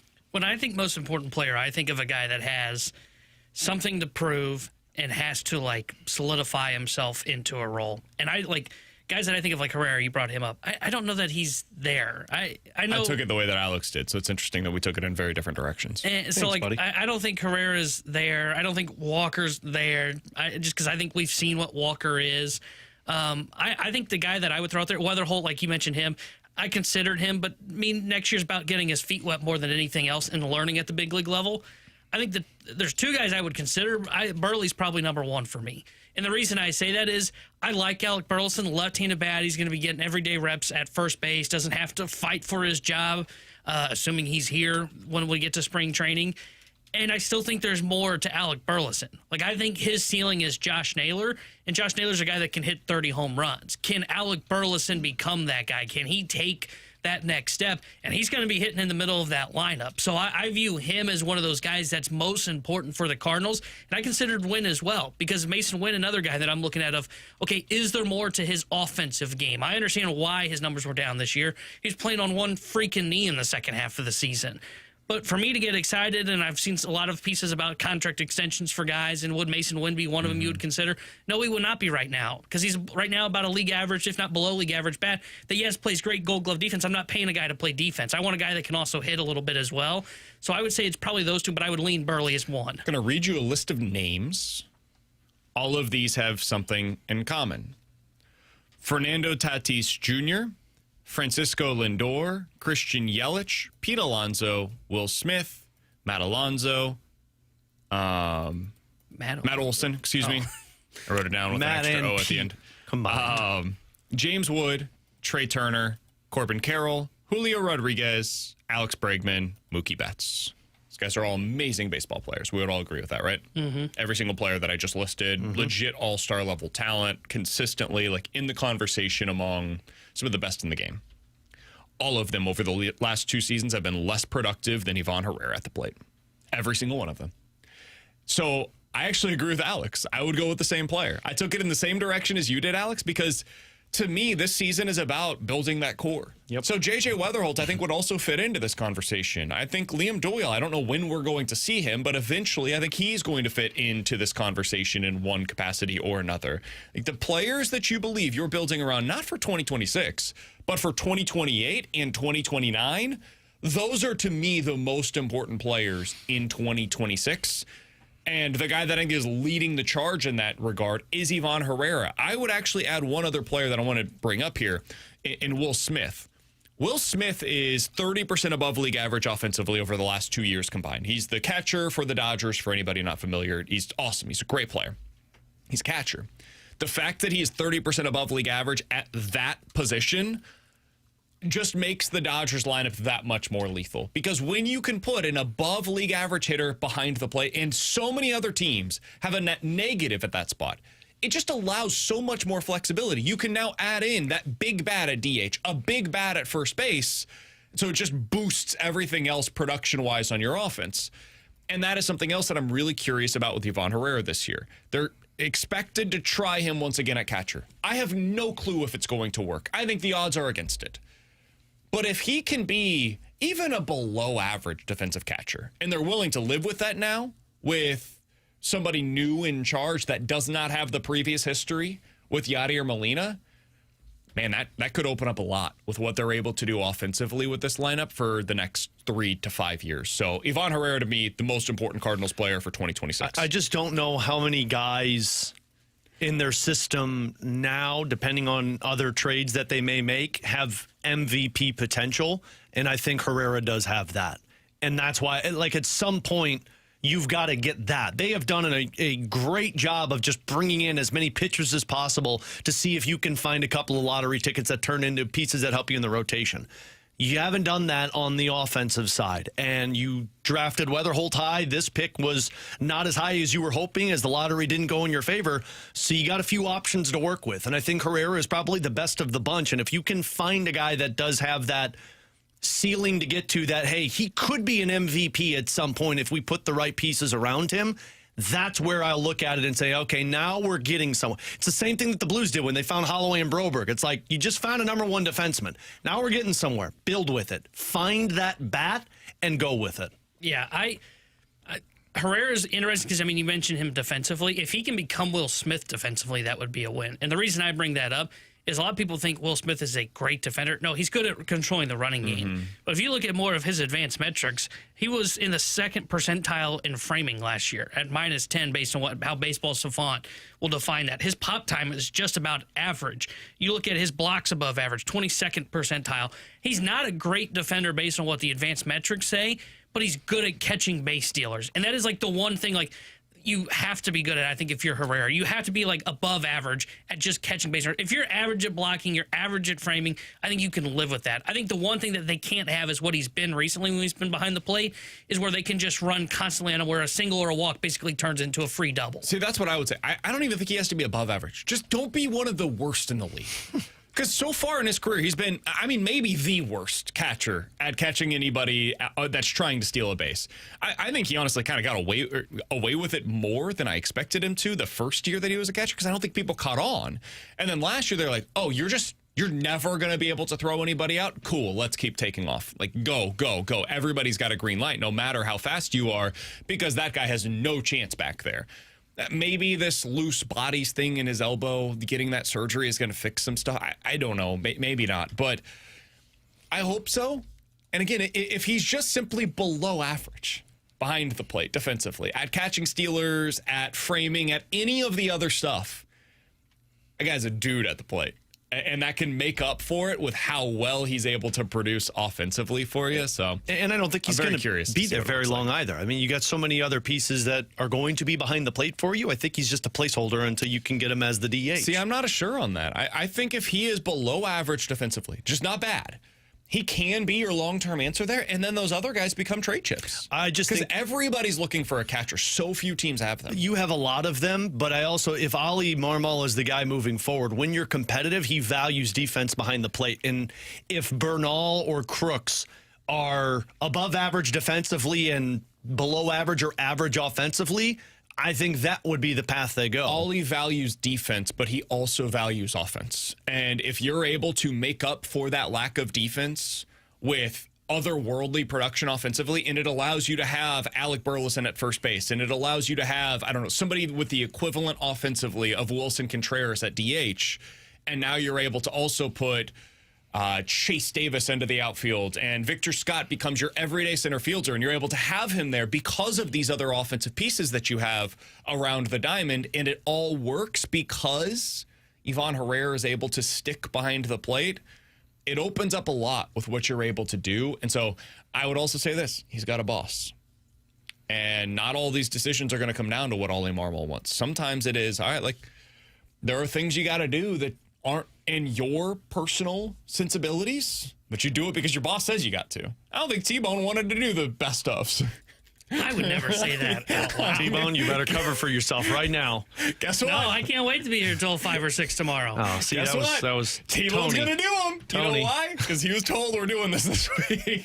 Nice. And that's just the way that things go I love sometimes. my boss. And his boss is great. So did and those BK checks just submit keep Himes clearing. right in the lineup card this year? Yep, that's what I heard. Way to go, BK. Man, I thought Ollie Now you addressed did it. that already. No, they come to decisions together. Ollie writes out the lineup. Sure. That Heim gave him. I think sometimes they will work together on what the best construction of the roster is. And the best construction of this roster probably has, in a best case scenario, Ivan Herrera behind the plate, in my personal opinion. Yeah, I actually think it's probably better if he's not behind the plate. Interesting. Because I don't know if he's going to get this loose body thing just feels like a PR stunt at anything at best. I don't think he's going to be able to be average at catching base stealers. Because I can live with the framing because you're going to get the challenge system comes in, which maybe takes a little bit away. You know what? If he's not great at blocking, that's fine. How about we just not throw it in the dirt? If he can't catch a guy stealing, like, holy crap, we're talking about doubles constantly. I hear you. And it just frees up everything for an offense. Now a single scores a run potentially.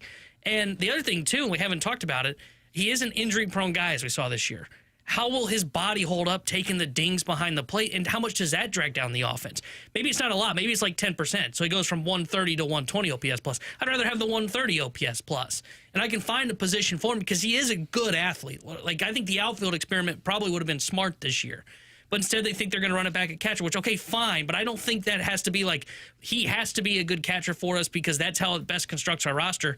No, just find a position for him, and then I'll figure it out with a Rodriguez or a Bernal or whoever's behind the plate. He's T-Bone, that's Alex, I'm BK. Coming up next, 314-399-9646 is the Air Comfort Service text line for in or out here on 101 ESPN.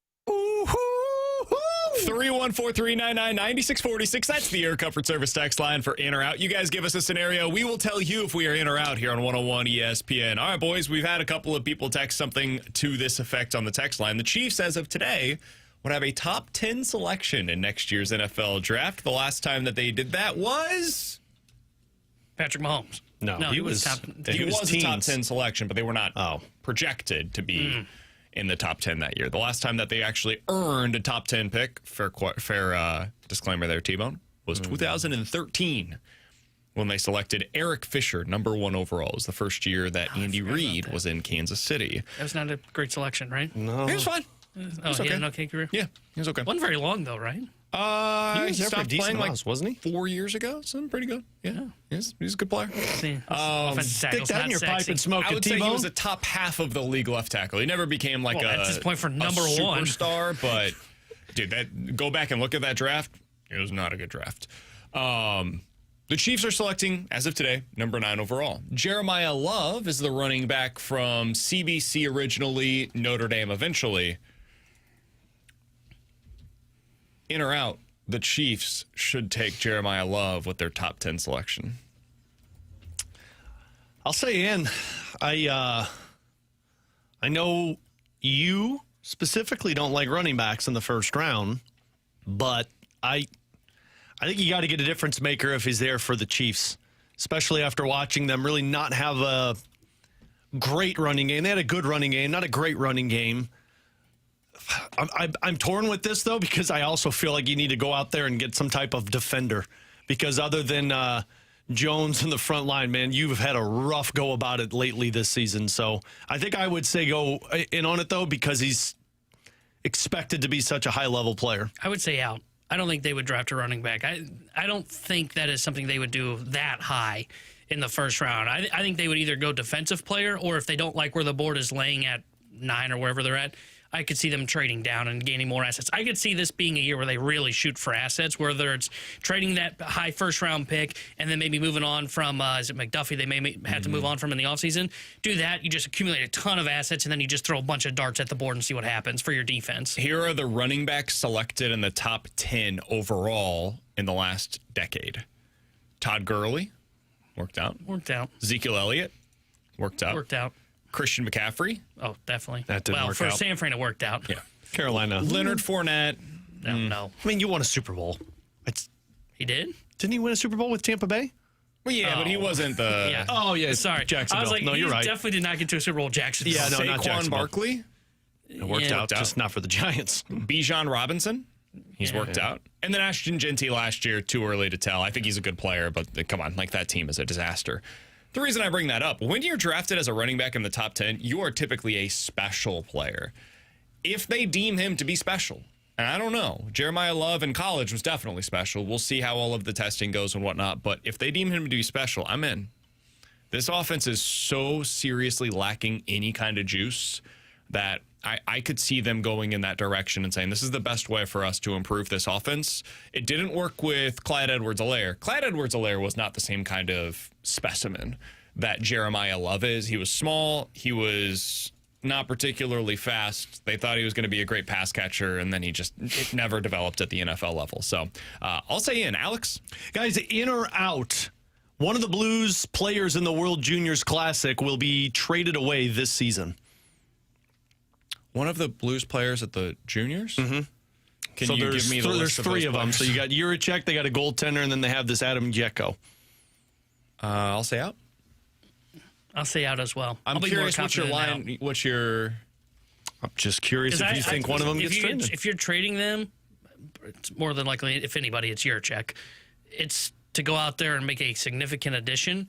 I don't think they're doing that. I think they're probably, right now, I would lean their sellers at the deadline. So I don't think that was my angle with it. Of you move Juracek to go out there and make a big-time move. I would say out on this one, especially for how much he's been playing well. But that would be, if you want to pull off some type of big hockey trade, it would be with that.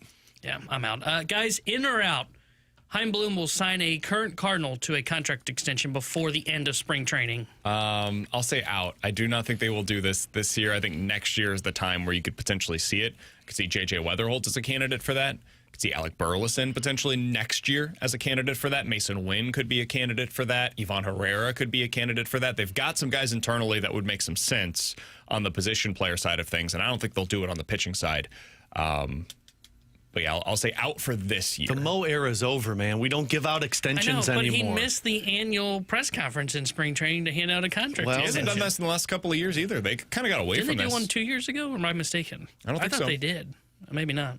I think the conversation last year was Donnie. They never actually got it done. I think the last one that they did was Michaelis, right? I guess that was 3 years ago. Because Michaelis was after Carpenter. But even that one was a little different. When was DeYoung's? That was like 5 or 6 years ago now. Yeah. They had Colton Wong. They had Paul DeYoung. Matt Carpenter, Miles Michaelis. That could be a mistake. I can't, I was trying to think of this morning in the office. I can't think of anybody that Heim did it with in Boston. I mean, he traded his best one. Devers. Yeah. Oh. Devers, yeah. Ouch.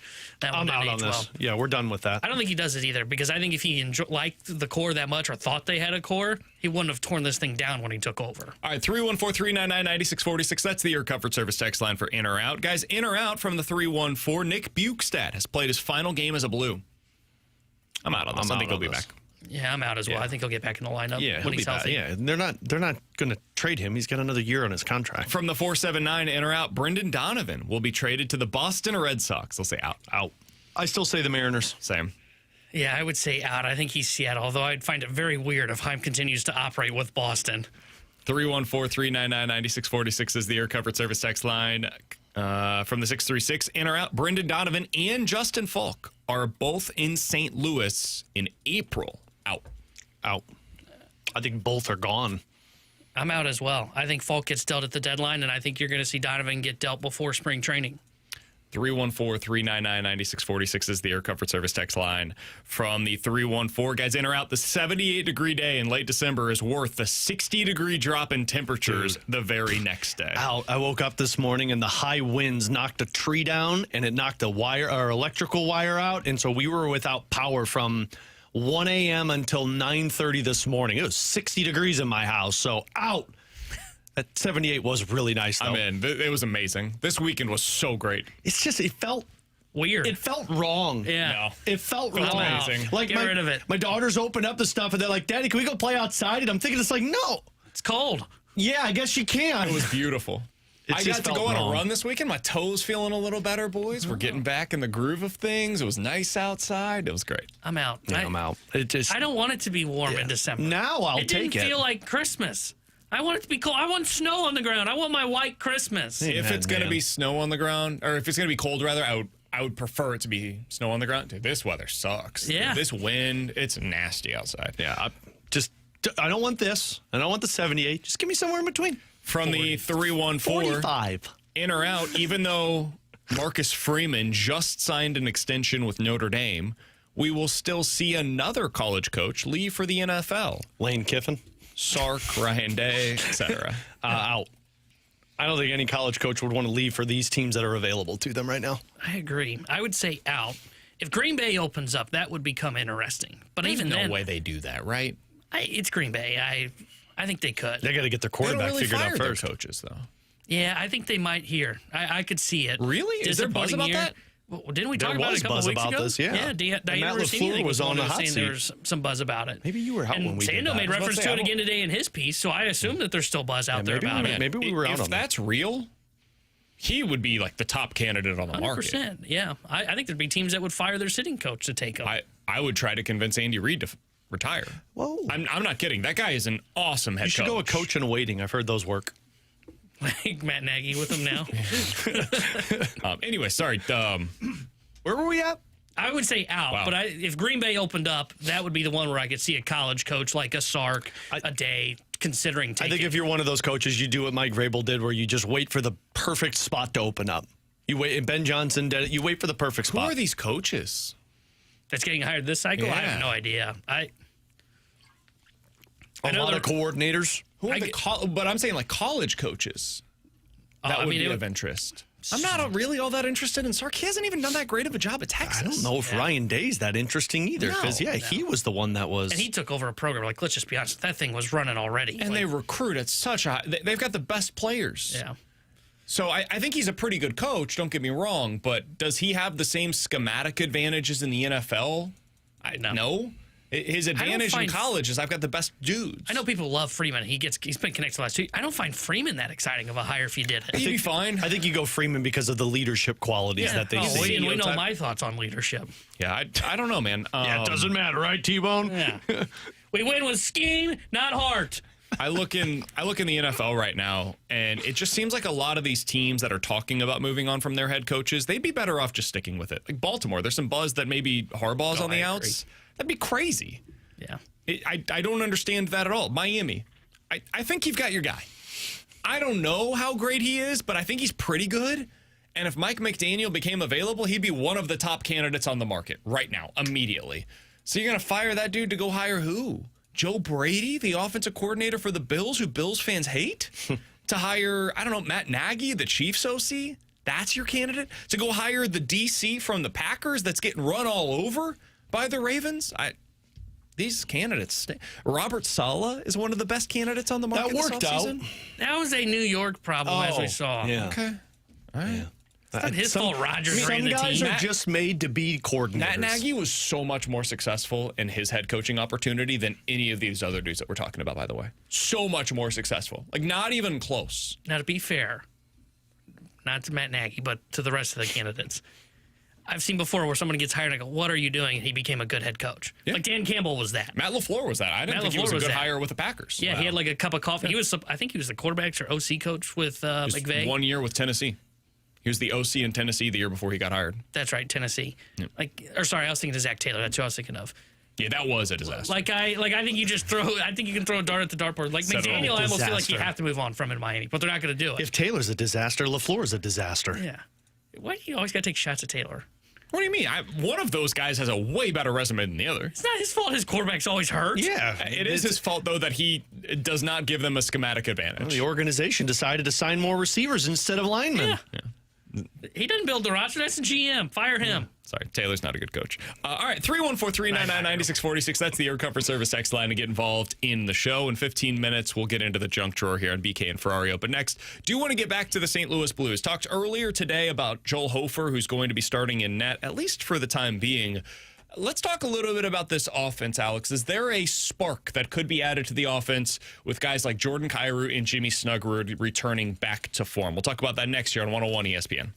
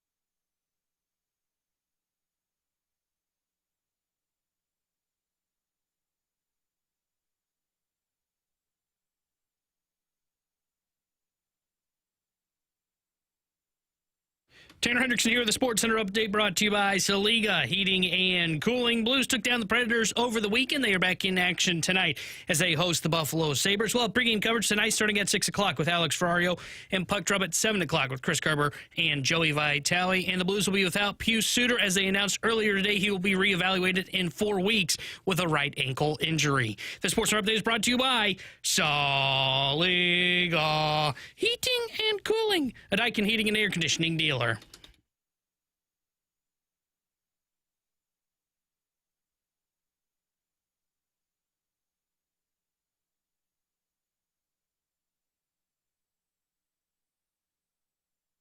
Alongside Alex and T-Bone on BK, so the Blues now have Jimmy Snuggerud and Jordan Kyrou back in the lineup. It's a welcomed addition for a team that is also going to be without Pius Suter now for the next month, Alex. You get one, you take one. It's how this works. It's like Uno. That's the way that it goes.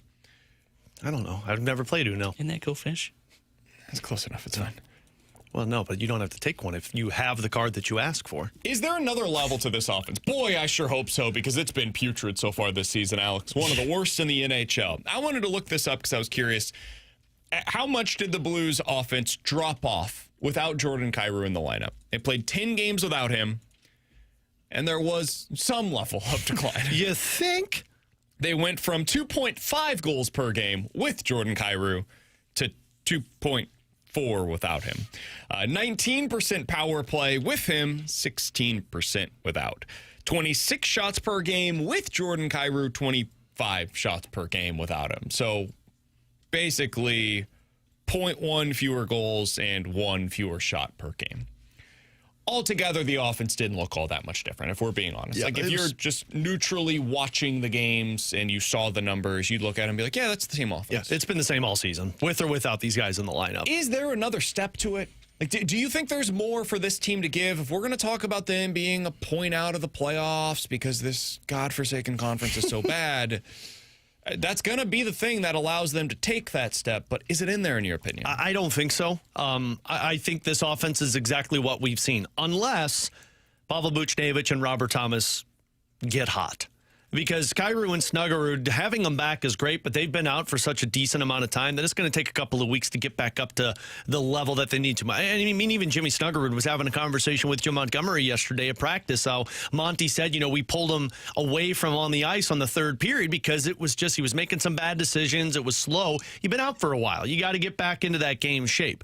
Pavel Buchnevich, to me, is the key that changes all of this. We've seen him in a few games, probably in the last week or so, really pick up offensively. This last game, he had 2 goals in.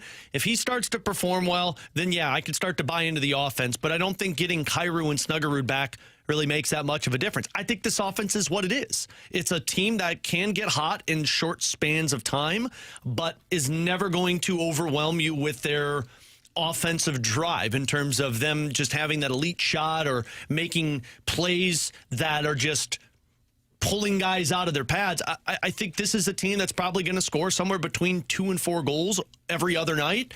And most of the time, it's going to have to come from dirty goals in front of the net. The one positive of getting these guys back is now you have options. Before, one line didn't work, man, so be it, because your options were, well, now we got to move Toropchenko to the top line, or we're going to move Sundqvist to the top 6. Now you've got Stenberg playing well. You get Kyrou, you get Snuggerud back. Now you have a top 9 that you can juggle around with. But you've had this all season, and all season we've talked about where's the offense. I don't think this gets fixed until Dylan Holloway's back. He's the one, to me, that has the potential to open things up in a meaningful way. The offense has looked its best over the last 14 months when he's playing well. He's the guy last year that was the Mr. Fix-It. You put him on a line, it works. You took him out of the lineup for the Blues, they didn't look the same. And that was the case down the stretch. It was honestly kind of the case in the playoffs for the most part, where it just they weren't as dominant offensively as they were during that winning streak for the most part. So I would say he's the one that opens things up. I would like to see a reunion of Holloway, Shin, Kyrou. It's something that worked for them a year ago, and I think it could work for them again. I just don't know how many other difference makers this team really has. That's really my answer. Like you say, the only thing they really could do it is Holloway. I don't know if what they have on this roster now can do it.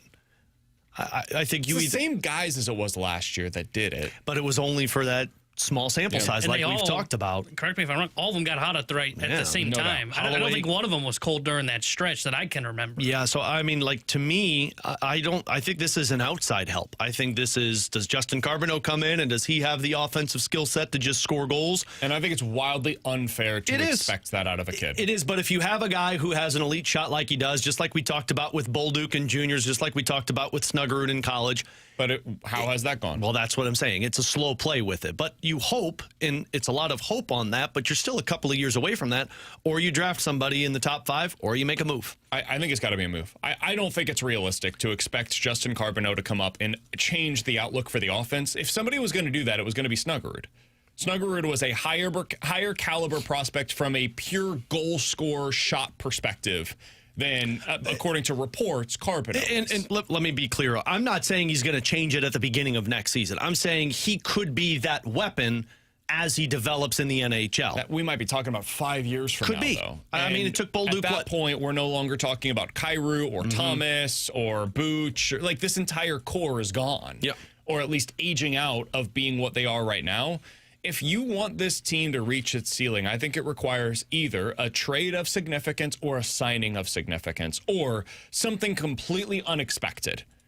One of those three things has to happen, like an unexpected revolution to Dylan Holloway's game after he comes back from injury, or Jordan Kyrou's ability to drive offense once Dylan Holloway comes back from injury, whatever it may be. And I don't know how realistic any of that really is. Yeah, I think this is going to have to be a different face that comes in, a big move that brings that player in, or it's a draft selection. If you're bad this year and you're getting a top 5 pick that comes in and provides offense. But I can't look at it anymore and say, well, when Dylan Holloway gets healthy, he could do that. I've watched this offense all of this season. I watched this offense all of last season with the exception of a small window. That was the same offense. And frankly, they drive the same scheme that Jim Montgomery wants. You've got to get dirty goals in front of the net. They don't have that shot that can beat you off of the rush. That's what they're really missing on this roster. From the 5-7-3, guys, Snuggerud and Dvorsky have the ability to be better scorers next year. I think that's definitely true for Snuggerud. Like, I think I'm not denying that at all. Dvorsky's got the shot. The problem for Dvorsky is when you're a center, you've got so many other things that you're focusing on that you just can't find the time and space to just get set and tee up a one-timer. You've got to find ways to create offense off of playing a two-way game. Dvorsky has 1 goal at 5-on-5. He's played in basically 30 games. He has 1 5-on-5 goal. I'm not expecting that guy to change the offense. I don't think that's a realistic expectation. Right now, he looks the part of a number 3 center, and that's fine. That is not a problem for the Blues. The fact that at the age of, 20 years old, he looks the part of a legit number 3 center, that's pretty damn good. That's a nice return, and he's a weapon on the power play. That's a win at this point in his development. But the reason that I'm bringing this up as skewing kind of negative on the analysis of it, I don't think it's reasonable, much like it wasn't for the Cardinals, to expect that guy to open up your offense. That guy needs to be an ancillary piece. He needs to be a third-line center that any offense he has at 5-on-5 is a bonus. Snuggerud should be a secondary or tertiary scoring option for the Blues if they think of themselves as a contender. The problem is Booch has taken a step back. Kyrou has taken a step back. Holloway has not been healthy this season. Neighbors is solid, but he's not a legit number 1 go-to scorer on a championship contending team, and Thomas isn't that. So you don't have a go-to guy. Every other team that fancies itself as a contender has that guy that they could write in pin as a 30-plus goal scorer. Just like when you go across Major League Baseball, we always bring up the old school statistics. You need somebody that can hit you 30 home runs and 100 RBIs. If you don't have that, you're not a real contender. So, to me, the Blues, they don't have that guy. They don't have a 30-goal scorer or a 100-point producer. And until they do, or 40-goal scorer, it's hard to see how they become any kind of a legitimate contender with this current core. All right, alongside Alex and T-Bone MBK, the Junk Drawer coming up next year on 101 ESPN.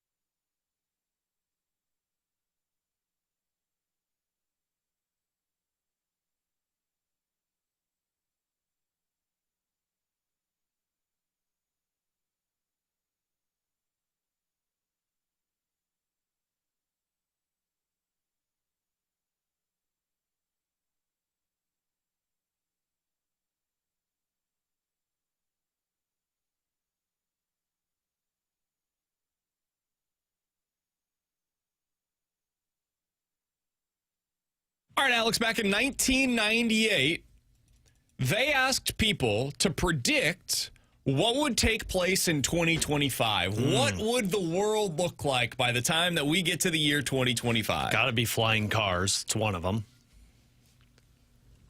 Here are a few of the things that they predicted will happen. The emergence of a new deadly disease. 75% said, yep, that's going to happen. 5 years passed, but yep, they got there. Yeah. 66% of people said that there would be a woman that had been elected president. We have not done that yet. 61% of people said humans will routinely live to be 100 years old by the year 2025. It's not that far off. I think there's a lot of people that are 100 years old. 60% of people said that cancer will be cured by 2025. Still working on that. Better, though. Only 55. How about this? Only 55% of people in 1998 said that most stores will be replaced by shopping on the internet. Wow. Nailed that one. Roughly half of the people, though, said, not happening. How about that? I was just having a conversation with Katie about that the other day, just, driving around after Christmas and telling her, like the week leading up to Christmas, because I was a procrastinator, I would basically spend my time going to malls to buy everybody's gifts.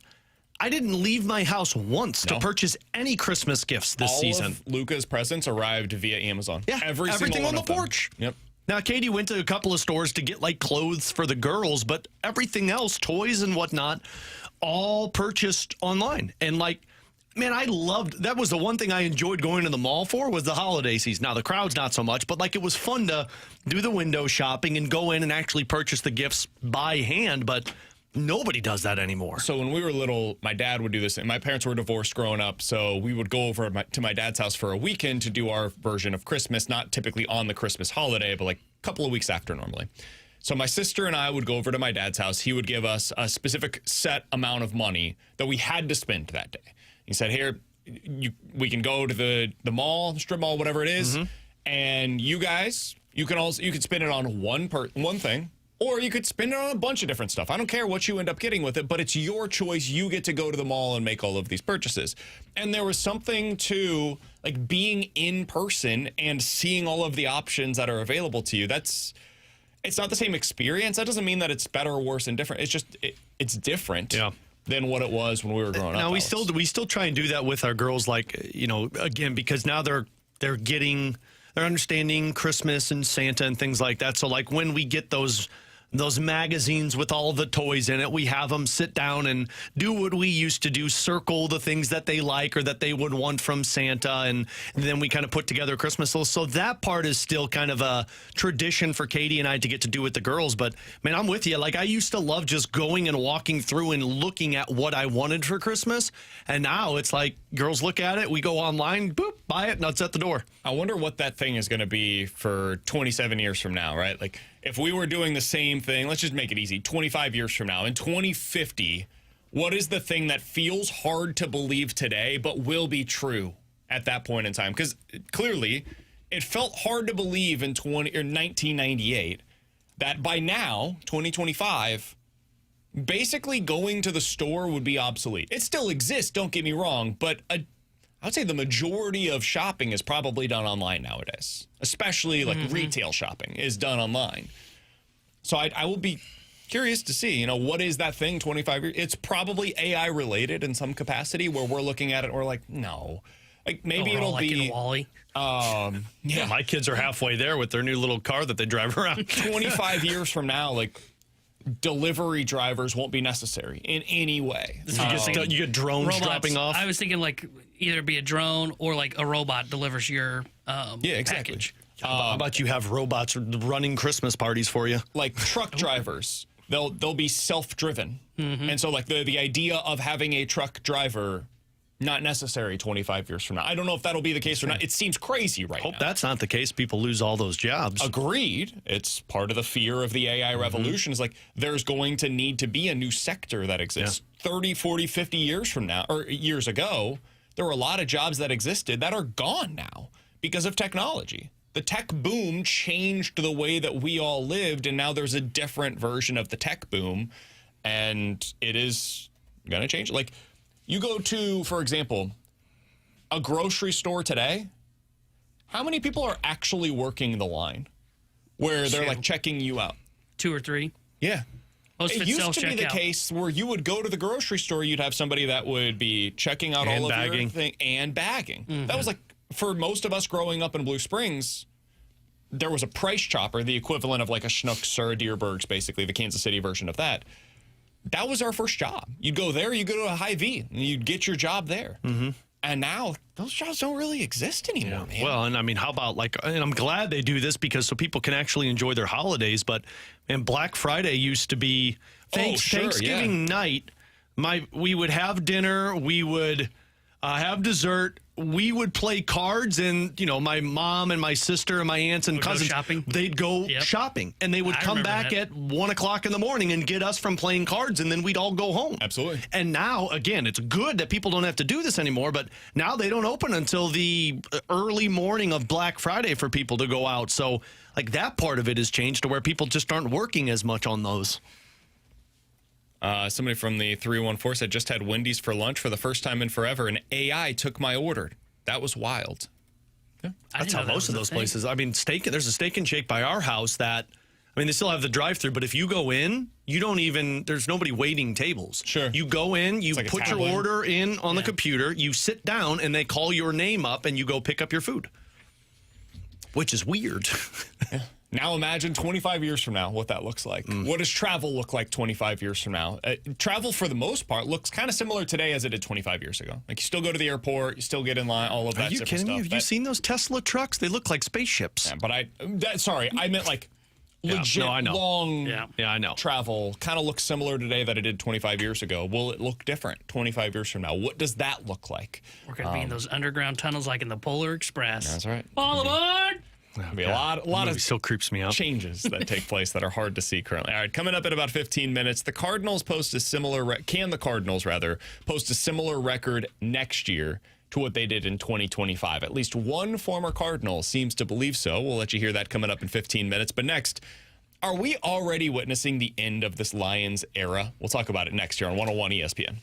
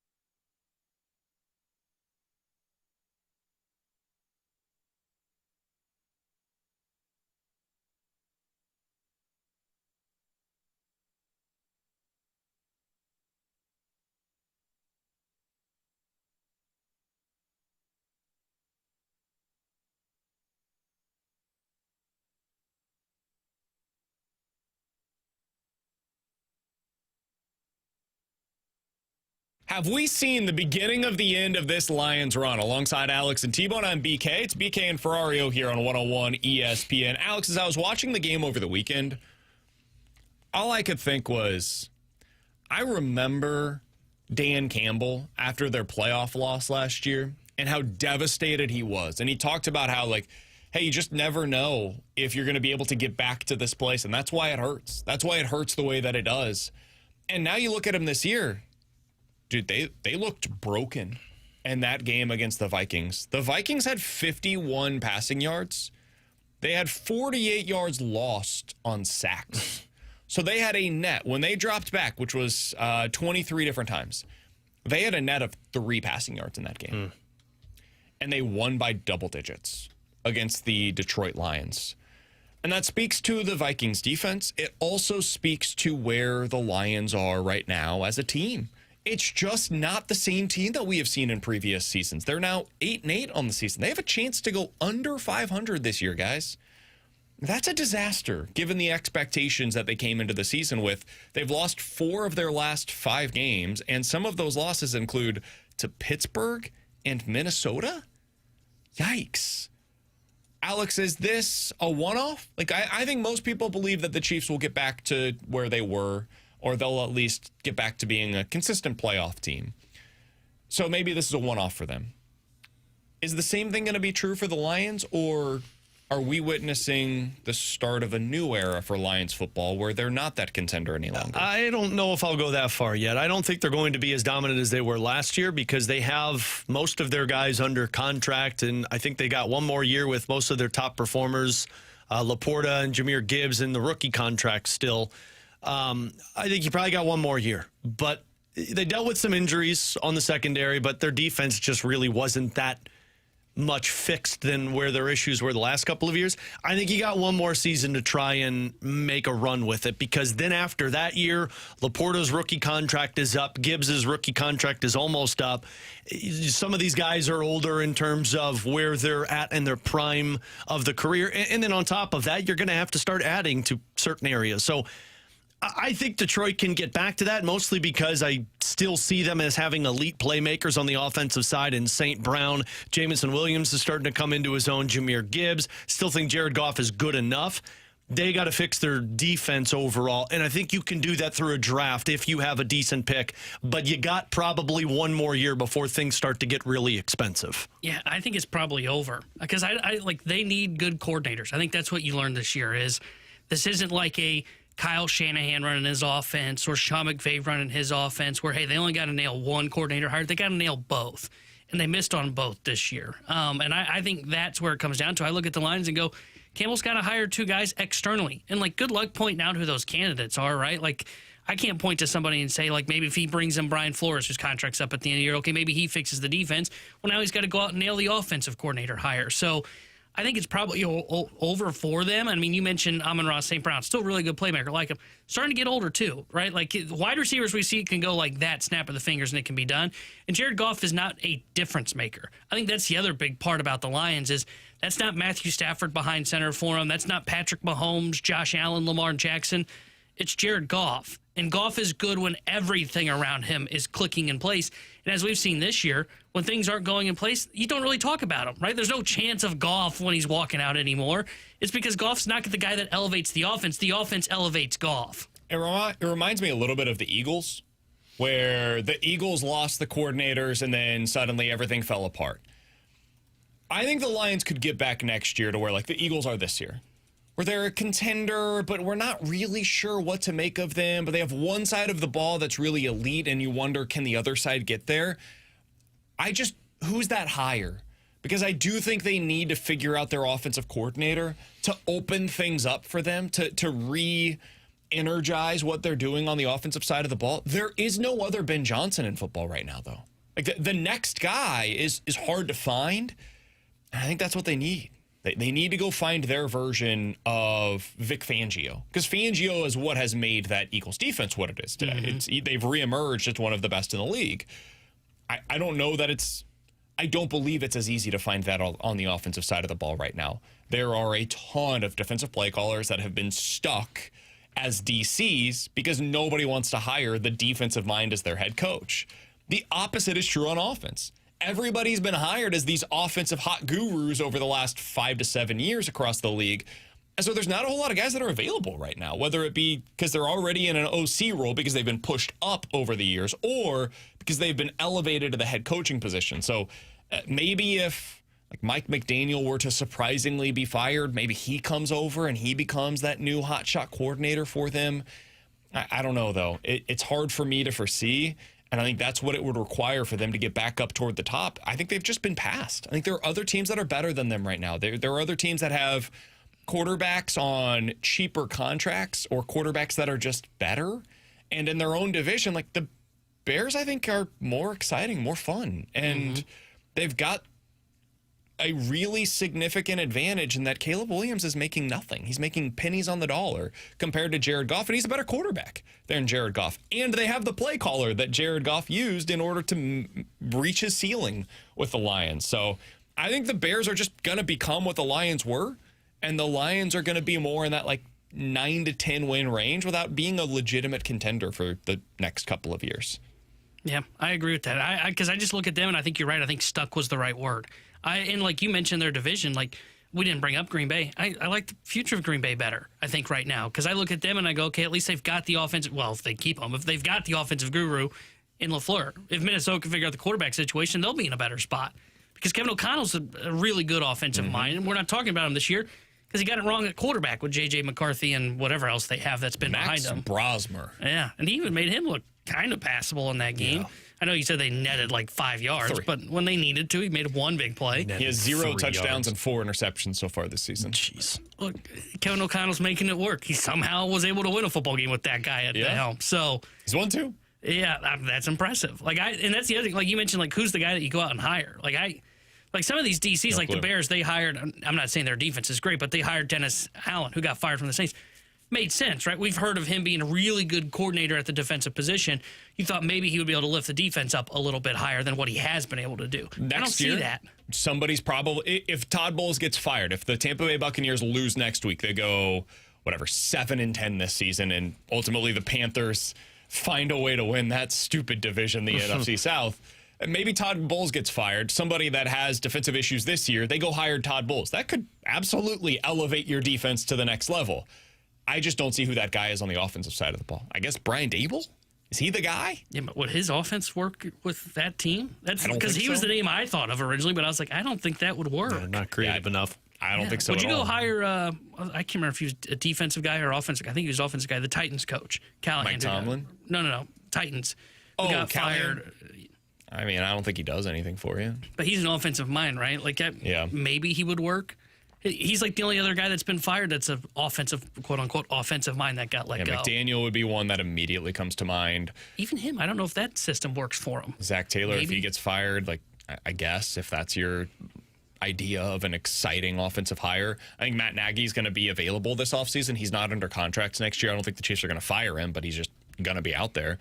Chip Kelly is out there if you want to hire him. I saw how that went. No, thanks. Wouldn't recommend it, but if you want to, I mean, I guess you could technically go ahead and do that. Yeah, there's just a lack of options available in the marketplace going into this offseason.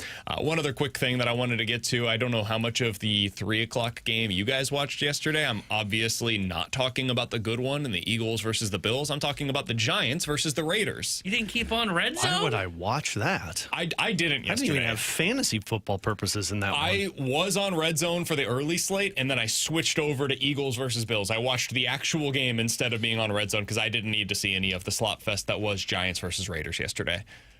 That game basically decided the number 1 overall pick. It's almost certainly going to be the Raiders, as long as they don't beat the Chiefs this weekend. As it should be. Should we have an NFL draft lottery? We have this for Major League Baseball. We have it for the NBA. We have it for the NHL. Basically, every other major professional sport in America has a draft lottery. The NFL is the one that has chosen not to do this because they don't really have a tanking problem. Do you think that it is time, though, now that we have the extra week added into the NFL season now and everything's basically determined now? Do we need an NFL draft lottery? I would. I get that you don't have a tanking problem in the NFL, and you're right. I still think it creates excitement for teams that are out of it. Even if you're, the Raiders and you lose that game, it takes the meaning away from that game, which I don't know how much you really care about the meaning of first or second overall if that's where you're at. But I just think the lottery keeps everybody invested in it and creates a little excitement. So, yeah, I would. Yeah, I go back and forth on if the NFL should have it or not, and I think I come to the conclusion I think I would. And I don't even think it's because there is a tanking problem, because I agree those guys go out there and play, and it's not like we knew Tennessee was going to be bad this year. We didn't expect the Raiders to be this bad. We could have seen them going like 6-11, Agreed. not like 2-14. But I think I would still put in a lottery. I think Alex is right. It would bring in a little bit more eyes when it comes to determining what the draft order is going to be at the top. It does make things a little bit more interesting for teams that are kind of stuck in that middle, like 5 to 10. You've got an outside shot at the number 1 pick. I think I would put in a lottery. I think I would have it for the top 5. That's what I would do. I think you need to do it beyond that. Yeah. I would do that. I think the top 5, that way you don't have teams tanking for the very bottom to potentially get the number 1 overall selection for the next top pick. But like, I don't think the Chiefs, and I say this as a Chiefs fan, I don't think the Chiefs are deserving of getting an opportunity to have the number 1 overall selection this year. That would be annoying. Oh, yeah. And that could happen to anybody. Teams just go through a year from hell with really bad injuries. Like last year, I'll go through the standings real quick. A team that maybe would fit into this criteria that I'm talking about. Like San Francisco a year ago. I think they were like the 11th overall selection. They shouldn't have had a shot at the number 1 overall pick. They won 6 games because they got hurt, not because they were a truly terrible team. 2023, you go back to that Rams, season. I think. The Chargers went 5-12 because of injuries that year. They shouldn't have had a legitimate shot at the number 1 overall selection. So, yeah, I would say the top 5 picks are the way that I would go about it. But if the NFL decided this offseason to announce, hey, we're going to do this, we're going to make this change, I would be in favor of it. I would have no issues with that whatsoever. I just think it creates excitement. I don't think Max Crosby should be shut down because your team needs a better chance to get the number 1 overall selection. I don't think that's in good faith, playing out the string the way that necessarily any of us would. You get a problem with them putting him and Bowers and anybody else on the IR? I get why they do it. I don't blame them for it, but yeah, I don't think that was. Tell Mahomes to get out there and play. Yeah, he doesn't really have an ACL. He's just resting up for next year. Coming up next, can the Cardinals have a similar record next year to what they did this season? And would that be a good thing? We'll talk about it next year on 101 ESPN.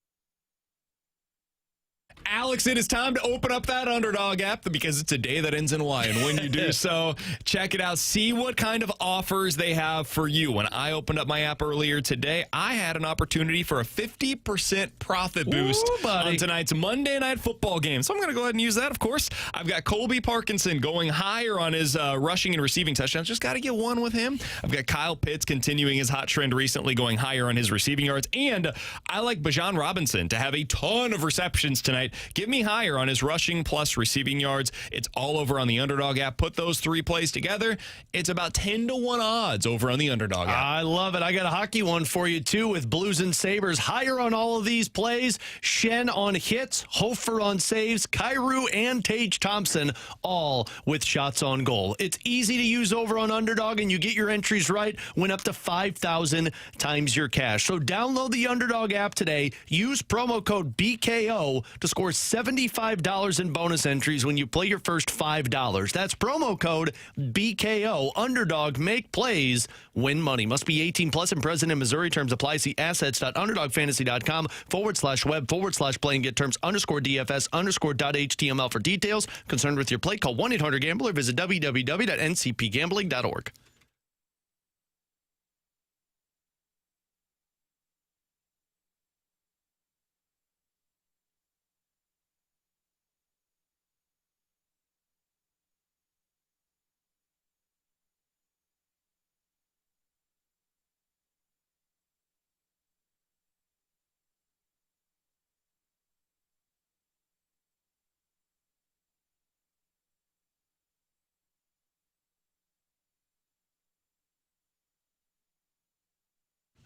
Alex, Matt Holliday is now a part of the Cardinals Territory podcast. He's doing this with Jim the Cat Hayes. They have Kyle Gibson doing this, Lance Lynn as well. All three of the former Cardinals, plus Jim Hayes, are putting on a good podcast. I was listening to it the other day, and they talked about their expectations for the 2026 team after trading Wilson Contreras. Here's what Matt Holliday had to say. I found it to be interesting. I don't think the team is taking a huge step back from last year as far as, potentially winning games, because I think young players get better.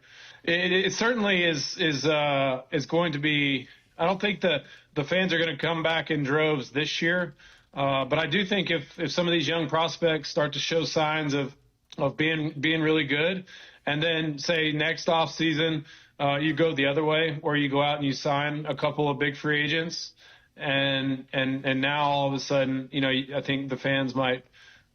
You might get the fans excited and people start coming back to the ballpark. We talked about this briefly, T-Bone, on the Redbird Report. By the way, if you want to check that out, you and your 2,500 closest friends have probably already done so over at youtube.com/101ESPNSTL. But the new Redbird Report is available for you over there. Alex, I think the rotation might be better than it was last year. I don't think that's a crazy thing to say. I know they don't have a Sonny Gray this year, but overall, I think the depth is quite a bit better. And I think the starting five overall, that the numbers might be better. I don't know about the position players, though. I mean, losing Wilson Contreras is kind of a big deal, I would think. You should have a full season of Ivan Herrera. Hopefully you have a full season of Alec Burleson as well. But, where's the thump coming from in this lineup? I don't know. Do you have the same belief that Matt Holliday just showed, that they could get back to 78 wins this upcoming season? 78 wins is tough, but I think you're probably floating around that. Maybe 75, maybe a few. I actually kind of agree with him on the offense. I think Burleson can provide what Wilson Contreras did last season. It's just a matter of who's providing what Burleson provided this year. Well, that's the biggest question, and you have to hope that, like he mentioned, young guys get better. You hope that Jordan Walker continues to improve, Mason Wynn continues to improve, maybe J.J. Weatherholt comes up and he kind of surprises us.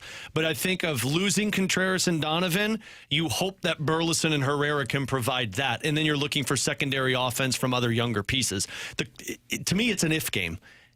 To me, it's if these guys continue to develop. I'm not investing any stock into Jordan Walker being a contributor to this team. I'm not putting any stock in Lars Nootbaar being a contributor to this team. So now I'm putting a lot of hope into Victor Scott, into J.J. Weatherholt, into Thomas Sajaci, into Nolan Gorman if he's here.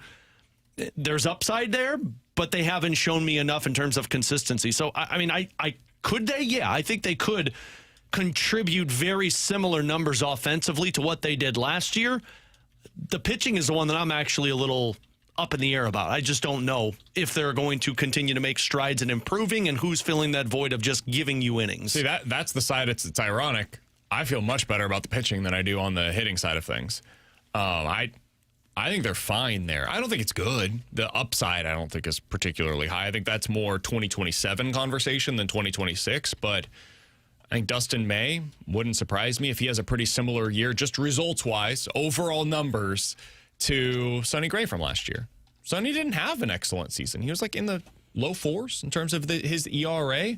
Michael McGreevy, I think, can be better than the guys that were the equivalent of him from a year ago, whether that's Miles Michaelis or what's his face, Eric Fetty. Yeah, he's become what's his face now. Matthew Liberatore, I think, could just be what Matthew Liberatore was last year for you, which was solid but not spectacular. And then you got a couple of guys coming over from the Red Sox that I think can be better than their counterparts from a year ago. Talking about like Andre Palante as one of the main stalwarts, and then the other would be Eric Fetty / Miles Michaelis, whoever you replaced with Michael McGreevy. So I think the rotation could be better. I think the bullpen could be comparable. Pitching overall, I think, is going to be fine. I think your defense is going to be solid this upcoming season. It's just, can they hit? And I would probably lean toward no. I think that they will take a step back offensively from last year. I know that's hard to believe because they weren't a good offensive team last year, but I think 78 wins is a really high bar for this team to clear. I don't think they're going to have any power. That's what I don't think they're going to have. I don't think they're going to be hitting any home runs. Oh, boring.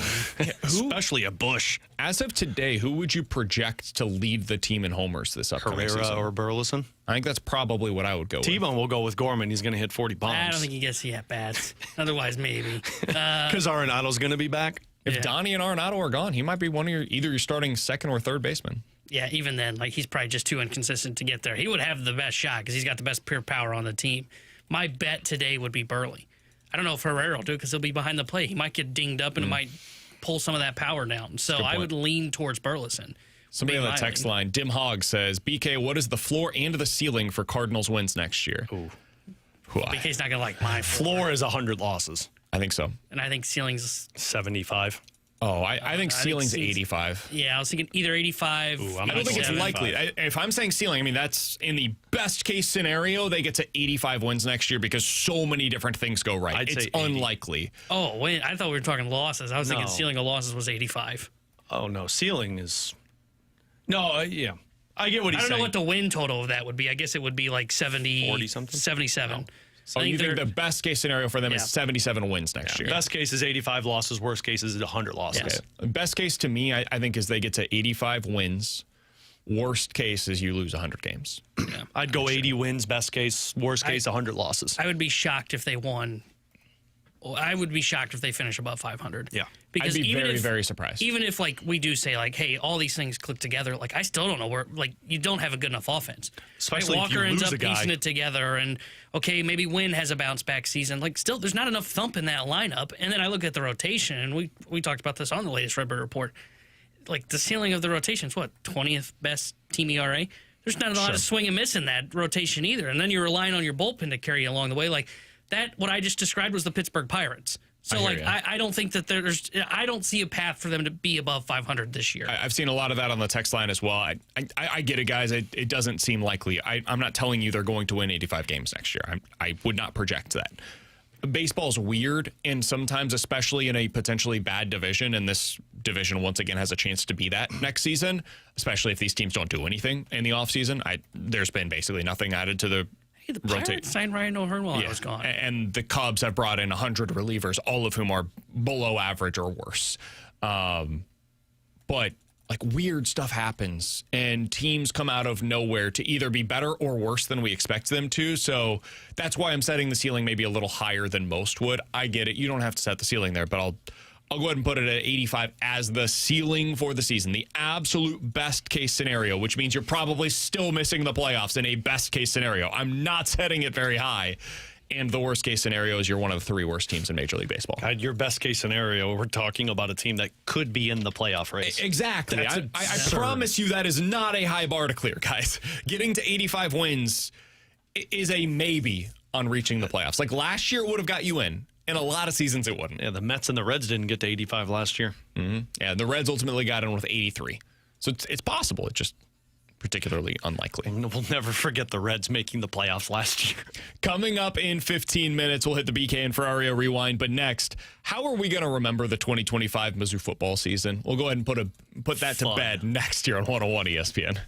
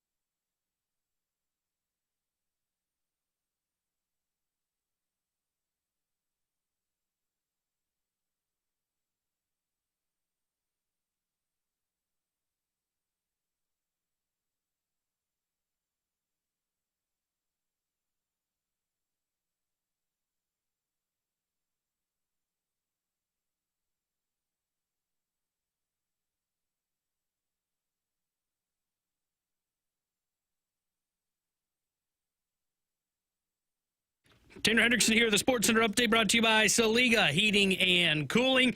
Blues back in action tonight as they host the Red Hot Sabres. We'll have pregame coverage tonight starting at 6 o'clock with Alex Ferrario. Then puck drop at 7 o'clock with Chris Kerber and Joey Vitale. The Sports Update was brought to you by Soliga Heating and Cooling, a Daikin Heating and Air Conditioning dealer.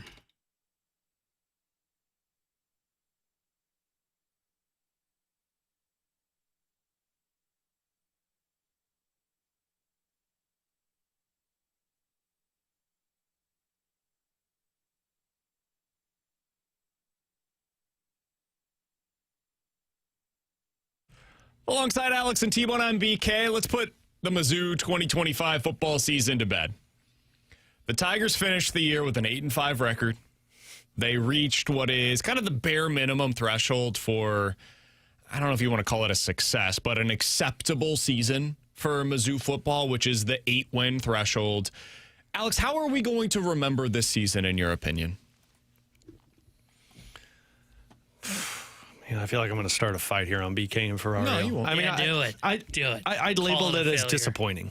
I think that's fair. I can't call it a failure. I mean, I do invest into what BK likes to sell of 8 wins is a lot better than what it was under that Barry Odom era, but I'd just say underwhelming. I think there was a lot of hype for this year when you got Bo Prabula, when you looked at what they were going up against in terms of their schedule, thinking like, okay, maybe you can actually do some type of damage and sneak into the college football playoffs. And not even that you missed the college football playoffs would be the disappointment for me, but it's the 8 wins. And I know injuries and a part of this, but even with Prabula, I'm not sure if they win a couple of those games. Maybe they do, but I think there were some positives that emerged in terms of Ahmad Hardy, in terms of some of this defensive players. But to me, I would label it as disappointing because I expected them to be a double-digit win team to try and sneak into the college football playoffs. Yeah, I think disappointing is probably the right word to describe this season because they beat everybody they were supposed to beat and they didn't come up with one big win. But I say all that to say this, and maybe this is too harsh. It was an 8-win season that was disappointing and is not going to be fondly remembered, or remembered at all, I should say. Like, what are we going to look back on and remember from this season? I guess Ahmad Hardy. But if I'm talking anything, it might be next year when they're better, potentially, with Ahmad Hardy. So I might forget about this season. They rented a quarterback in Prabula who was underwhelming, as we've talked about. Zollers doesn't look like he's the answer. Maybe their defense. Maybe the defense. But again, like, how much we talk about the defense when they went 8 wins, and like I just said, it was a disappointing season. Like that's the kind of year where it's just hard to think of remembering. Depends who you're talking about. Like, if we're talking about for Mizzou fans versus like national outlook for what this season was, I think those are two very different things. This season will not be remembered by anybody that's not a Mizzou fan. It was extremely forgettable. It was a mediocre 8-win year in which they did nothing of consequence against the good teams on their schedule. They played close against Alabama, but ultimately found a way to lose. They lost in a game against Vanderbilt that should have been a potential coming out party for them, and instead their quarterback got hurt on that 4th down play, and then the season basically comes to a cratering end with that performance against Texas A&M, and boom, season's over. So it won't be remembered by anybody outside of Mizzou. For Mizzou fans, I think it's going to go one of two different directions. I think it will be remembered based upon what comes next. I know that sounds kind of silly, but like this could be the season that ultimately allowed Eli Drinkwitz to realize, like, I have to change things. I think that was the case for him coming off of 2022, where he's like, our offense isn't good enough. I've got to do something different here. And he ultimately hired Kirby Moore. You go into the 2023 season, and man, I know it gets forgotten. They finished top 10 in the country that season. They won 11 games. Luther Burden was amazing. Theo Weiss was really good. By the way, kudos to him. Got a touchdown this weekend. Did you see that? Theo Weiss got a touchdown for the Miami Dolphins. I was about to say who he played for. I thought he was playing in college still. Nope. He plays for the Miami Dolphins. He's been playing a decent amount the last couple of weeks. Miami, Florida. There we go.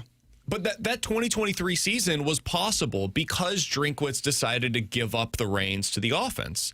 And I think the same thing needs to happen again. It's time for another overhaul of what they're doing offensively. The running game's great. Don't touch it. Like, just figure out a way to marry that running game with a better passing game, whether that means just getting a stud quarterback. I don't know how realistic that is. Or making things easier for your quarterback. Give him easier options. Scheme guys open instead of requiring them to consistently come up with great routes and to create their own separation. So I think that's ultimately how this season is going to be remembered. It will either be, oh, all of that was smoke and mirrors because they had Luther Burden and a quarterback who at least made winning plays in the clutch with Brady Cook, or we'll look back on it and say that 2025 season was a necessary evil where Drinkwitz was able to accept the fact that his passing game is just not up to snuff and he needed to modernize things. So I think what comes next will ultimately be, it'll help us figure out how this season is going to be remembered. If that passing game improves, it's because they go out there and they find the right quarterback. Because after watching Zollers versus Virginia, I don't think that's it. And I don't think you can overhaul your offensive line and go out there and get stud receivers to go with a Luke Bidet to make life easier for Zollers. So if that offensive scheme changes, it's because you found a stud quarterback in the portal. I think that's probably true. I don't know that Chip Lindsey is going to be able to open things up the way that they realistically need him to. We will have Mac Brown, former North Carolina head coach, former championship caliber head coach at the collegiate level. He'll join us tomorrow at 11:15. He hired Chip Lindsey at North Carolina a few years ago. This isn't going to be another Gene Keady, right? I don't believe so. Okay, like if this guy's first answer is like, what state am I talking in? I'll tell you this. Since there's you, me, T-Bone, and like 5 other people that are listening. Only right now. 5? Wow. Disappointing. I texted a number and received a text back from a different number saying, "Hey, Brandon, I'm happy to come on with you next week. This is Mac Brown." No. Oh, that's uncomfortable. No. This is why I don't text when he says, he let's return signed this it -Mac. So Oh, I'm pretty yeah, sure it was sure. him. That's How many people are going to do that? An older gentleman would do that. That's what my grandpa would do. No, that's what a person that's trying to make you believe I'm Mac Brown would do. I'm texting him tonight to make sure that he's good to go. Will you give him a tomorrow. trivia question or something? And I will call him. I'm going to ask him if he'll do the YouTube with us. So, oh, that's good. And they'll say no, sorry, I can't, and then we'll get another Ryan Let's fraud. just save ourselves the pain in that. I think it'll be process. great. I wouldn't FaceTime my grandparents. Honestly, would you rather do a fake Mac Brown or another Gene Keady interview? Oh, fake Mac Brown. For those that don't know, Gene Keady was like a 95-year-old coach that PK was like, he'd be great to talk the tournament, and he could barely get 3 words out. To talk about Konzo Martin. Oh, yeah. Sorry, it was a forgettable interview for me. Konzo calls him like his greatest Where's Konzo mentor. now? Yeah, the guy couldn't actually remember what state he was in. I know. Mizzou. It's the worst interview I've ever been I think we did like an 8-minute interview with him, too, which is really I impressive. think we asked 37 different questions in that game. By the way, Konzo is at Missouri State. He's the head coach. Is he at Missouri really? State. I didn't know that. I knew he was coaching Went back to somewhere. I couldn't Missouri remember State. where. Went 9-23 with the Missouri State Bears last year. How are they doing this year? I have not checked. Maybe Mizzou should look into him. I would not recommend They it. may need a new coach, too. Missouri State is 6-5 so far this year, ranked 268th That's not in bad. Ken Palm. That's Coming not up bad. next, the Rewind here on 101 ESPN.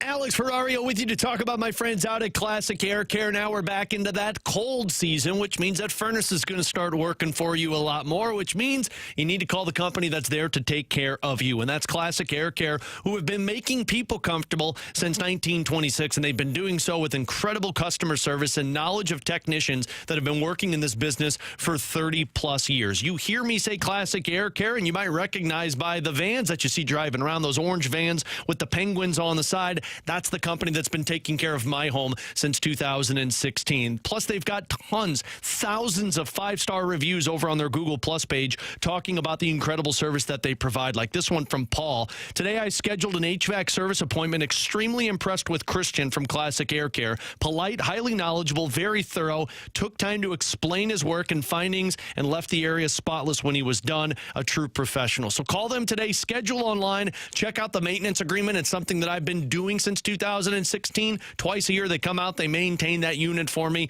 and then they're available first priority scheduling if an issue pops up. Schedule online. Do me a favor. Tell them Alex Ferrario sent you. Classic Air Care and ClassicAirCare.com.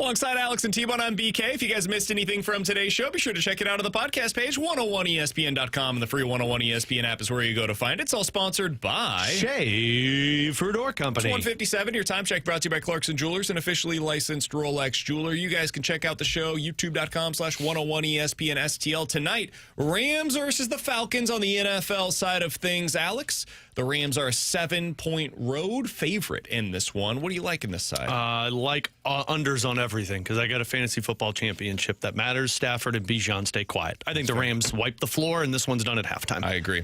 The over or the higher or lower for Puka Nacua in this game is like 125 receiving yards. I'm not sure I've ever seen one that high. I would actually still be inclined to go on the higher side of things with Puka. That's crazy. It's wild. Blues back in action this evening as well. They get started tonight at 7 o'clock. Puck drop for that one will be right here on 101 ESPN. Alex will have pregame starting at 6. By the way, coming up on the fast lane today, they will have Jim Montgomery, 3:15. Ricky Prohl, the new head coach of your St. Louis Battlehawks. That's coming up at 2:45. We're getting out of here right now. We'll be back in tomorrow at 11 a.m. Mac Brown tomorrow at 11:15. We'll have Jeremy Rutherford. We will also have our guy Mike McKenna. So stay beat the tuned for Blues. that. And we'll have our football pick-em, the final one of 2025. T-Bone needs a big T-Bone's week. We'll going put it down. that way. That's all coming up tomorrow. We will talk to you then. The Fast Lane is next here on 101 ESPN. T-Bone, did you get like a Game Boy or something? No Game Boy this year. Did you get a Carlita? Sweatpants and hot cocoa, so I'm living life large, baby.